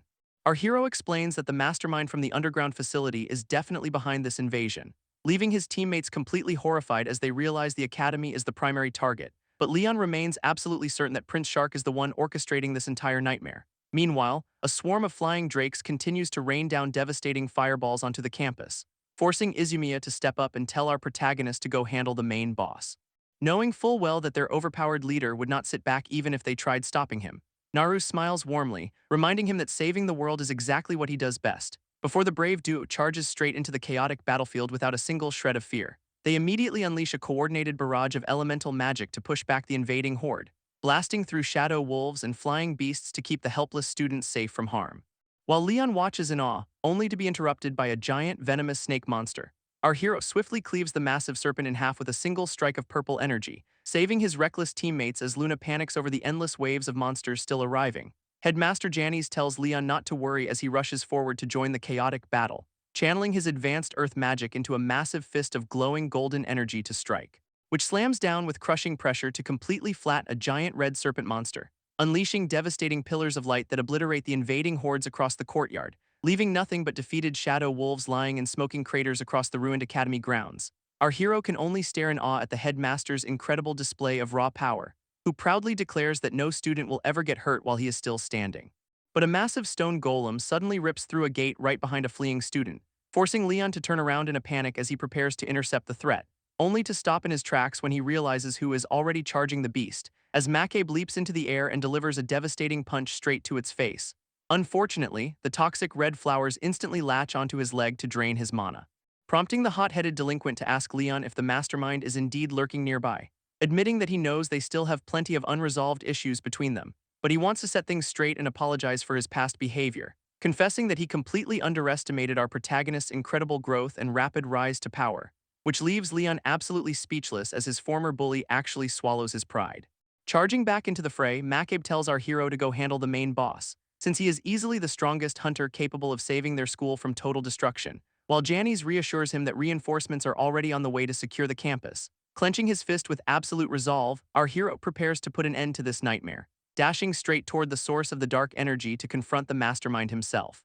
While the entire academy grounds continue to burn under the terrifying crimson glow of the invasion, landing heavily on the forest path, Leon finally stops as he reaches his destination, finding the smug blonde traitor waiting for him in the middle of the eerie woods, where our angry protagonist immediately demands answers from the corrupt prince, who simply chuckles at the dramatic entrance, completely unfazed by the hero's intense bloodlust. Turning around with a wicked grin to admit he knew the academy's top student would arrive soon, prompting Leon to instantly call him out for orchestrating this entire horrific attack on the school. This villain casually explains that this massive assault is nothing more than a grand harvest, revealing that those toxic red flowers are actively draining everyone's mana for a greater purpose, which turns out to be the ultimate resurrection of the legendary Demon King himself. Boasting that this chaotic sacrifice will grant him unimaginable power once the ritual is complete, while down below, the helpless students continue to struggle against the endless waves of invading monsters, confirming Leon's worst fears that this madman has been working with the dark forces all along. Shark proudly explains that he has spent years conducting secret experiments to prepare for this day. But his perfect plans were constantly interrupted by a strange, unpredictable anomaly in the system, looking directly at our hero as he claims to have finally solved the mystery, sending a cold shiver down Leon's spine as he wonders what this lunatic actually knows, only for the prince to drop a massive bombshell declaring that he knows his true identity. Shark drops a massive bombshell, smugly pointing out that Leon does not belong to this world, which leaves our protagonist completely frozen as his actual identity is laid bare. Enjoying the hero's sheer panic, the villainous prince mockingly addresses him by his full name, prompting Leon to grit his teeth and demand to know how long he has known. This corrupt noble explains that Shidu's report about the weakest student suddenly awakening raised immediate red flags, and witnessing Leon's unique attribute magic in their recent battle turned those suspicions into absolute certainty. Recalling how that exact same energy signature matched the presence he once felt in the cave, this revelation sends our boy into absolute shock, wondering why this boss is not in his own world. But the smug prince simply brushes off the question, claiming the details do not actually matter. Instead, he goads our protagonist to start their fight, asking if he truly hates him that much, before suggesting he might have more fun if he slaughtered the helpless academy students first. Hearing his classmates threaten like that, Leon falls into a dark, silent rage, accepting the challenge as he summons his glowing purple scythe to end this once and for all, promising to drag this arrogant royal straight to hell with his next strike. Shark merely chuckles at the display of spirit, completely unfazed by the hero's intense bloodlust, warning Leon not to get too ahead of himself as golden mana begins to coat his hand. Launching our boy high into the air to unleash a devastating downward slash with his scythe, pouring every ounce of his rage into the strike to obliterate the smug villain below, only for the massive purple energy wave to crash uselessly against a powerful golden barrier. This effortless defense leaves Leon utterly stunned, realizing his opponent is far stronger than he anticipated. Shark smugly notes that while Leon's pressure is impressive, he has already seen this trick before, declaring with a wicked grin that the hero's attacks will not work on him anymore, before unleashing a massive beam of golden light that forces Leon to brace for impact, leaving our protagonist struggling to hold his ground against the sheer weight of the blast. As the arrogant prince boasts that his real body wields power incomparable to his weak clones, channeling his true light attribute magic to completely overwhelm our boy with a devastating explosion, sending Leon skidding violently across the dirt as the shockwave tears through the forest, coughing up blood from the impact as the young hunter struggles to catch his breath, while a panicked Luna desperately checks on him as he clutches his bruised chest. Glaring back at his opponent, Leon tries to analyze the strange magic circle protecting the villain, realizing it is an absolute barrier designed to block any incoming magical attacks from passing through. As this corrupt noble smugly prepares his next strike, telling our hero to prepare for death, but Leon refuses to back down, thrusting his hand forward to counter the threat. He instantly summons his purple chains of restraint to bind the arrogant royal in place, only for the glowing links to shatter uselessly against the prince's impenetrable golden defense, floating effortlessly above the battlefield as the villain laughs while the chains dissolve into harmless sparks, prompting our shocked protagonist to realize his offensive spells are completely ineffective against this barrier. This smug noble coldly declares that any further resistance is entirely useless, launching another devastating pillar of golden light to finish off the weakened hero once and for all, forcing Leon to quickly summon his Mirror of Rejection to block the incoming blast.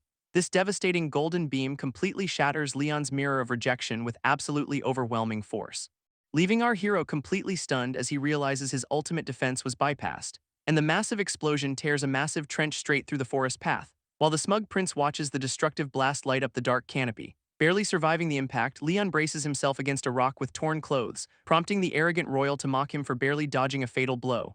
This corrupt noble boasts that no amount of magic can save him now, forcing our bruised protagonist to desperately search for a way out of this mess. As the villain prepares to fire another blast at his helpless target, watching from the sidelines, Luna panics as she sees her master in mortal danger, hating the fact that she is once again completely useless in battle, but she quickly hardens her resolve to do whatever it takes to help. Shark smugly declares that it is finally time to end this pathetic struggle, only to get violently tackled right in the face by the tiny fairy, which leaves Leon completely speechless as he watches his companion risk her life. Annoyed by the sudden distraction, the prince struggles to peel her off his face, before violently throwing her away with a single sweep of his arm, sending the poor fairy crashing brutally onto the hard dirt path below.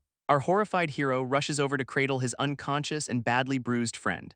Brushing off his shoulder, the smug noble casually dismisses her sacrifice as entirely meaningless. Shark unleashes a massive pillar of golden energy, preparing to wipe out everything in his path. This smug prince boasts that he will bury Leon and his friends together under his overwhelming power. Realizing the sheer scale of the incoming attack, our hero panics as his mind starts to race.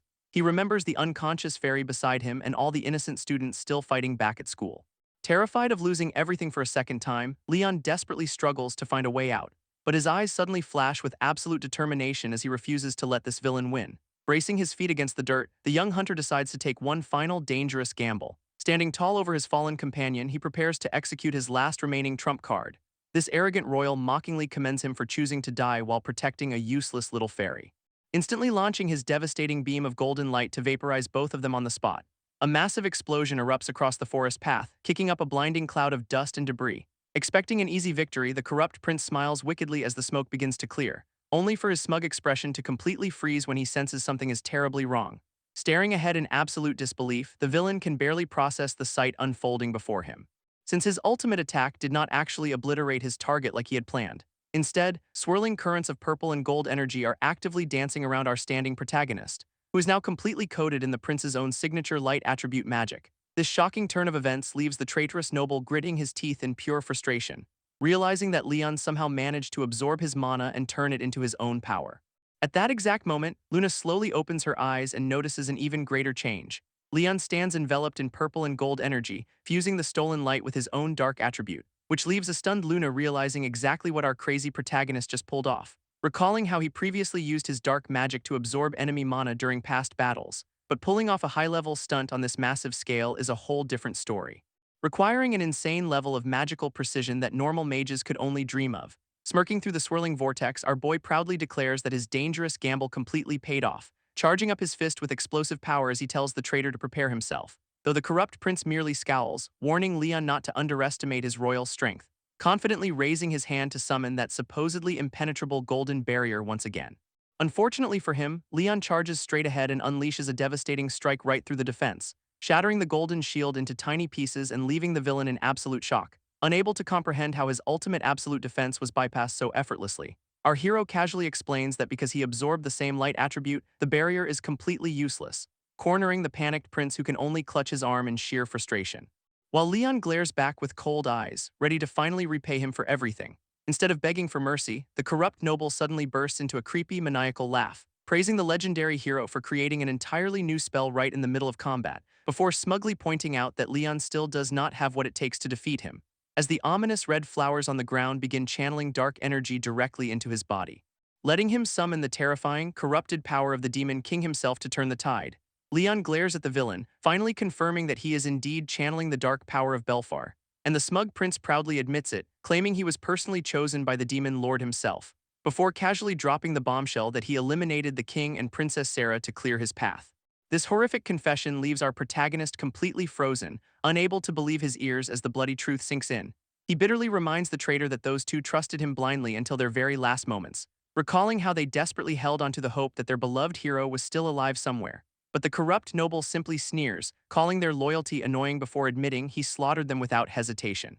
As the grim memory of their tragic end flashes before our boy's eyes, this villainous prince explains how the demon lord reached out to him directly with a tempting offer, promising him absolute immortality in exchange for assisting with his ultimate resurrection. While traveling to this magic-rich world was necessary, the promise of eternal life sounded far sweeter than simple conquest, prompting a deeply disgusted Leon to look up at his former ally with pure hatred. Demanding to know how anyone could commit such unspeakable atrocities for the sake of selfish greed, Shark merely responds with a twisted, mocking grin, asking if the answer is not completely obvious, coldly declaring that his entire motivation stems from his deep, burning hatred for our protagonist. He bitterly recalls how Leon was showered with endless praise, earning the king's trust and the princess's favor, screaming that the hero must have felt incredibly superior while basking in the world's bright light, which is exactly why he resolved to strip away everything precious to destroy his perfect life. Remembering the moment he ruthlessly betrayed our boy and kicked him off that fateful cliff, this mad prince stands victorious, ready to claim his eternal reward while leaving his rival in absolute despair. Shark revels in his twisted power, completely ignoring Leon's warning to stop messing around. Enveloped in a swirling dark aura, our protagonist warns the prince about dragging innocence into his mess.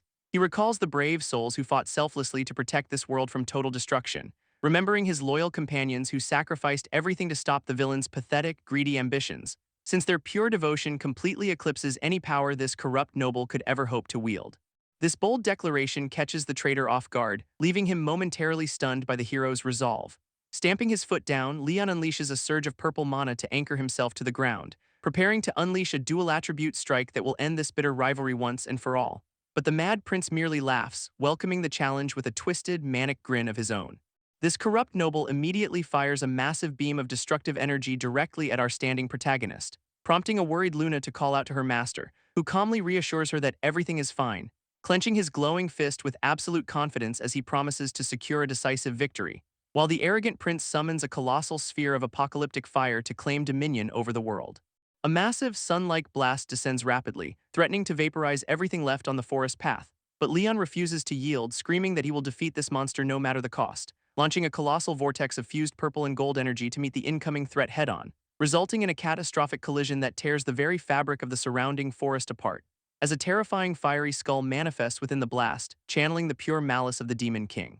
Pushing against our hero's desperate counterattack in a brutal struggle for ultimate survival, leaving the corrupt prince gritting his teeth as he realizes Leon is not backing down. This colossal clash of opposing elements creates a swirling vortex of pure apocalyptic destruction, but Leon's fused purple beam pierces straight through the center of the fiery skull, leaving the arrogant prince completely frozen as he witnesses his ultimate attack get utterly shattered. While Luna realizes her master has been holding back his true magical intensity this entire time, having constantly fought and refined his skills through endless, brutal battles in the past, pushing his limits against terrifying foes to reach a level of power no normal mage could comprehend. And now that overwhelming strength finally erupts to swallow the corrupt noble whole. Clenching his fist, our boy roars that this pathetic rivalry is finally over. As a massive pillar of purple light blasts the traitor straight into the sky, rapidly disintegrating the prince's stolen demonic power with absolute, overwhelming force in an instant, forcing him to scream in absolute denial as his absolute defense fails him once again, before his entire body dissolves into nothingness, ending his delusional dreams of eternal life. Golden particles rain down over the quiet forest path as the terrifying battle finally concludes, while the ominous dark clouds of the Demon King slowly part to reveal the sunset, prompting the exhausted students back at the academy to look up in sheer relief. Standing victorious in the clearing, our young hunter is joined by a very relieved Luna, who watches her master look toward the horizon, his long-awaited revenge finally complete.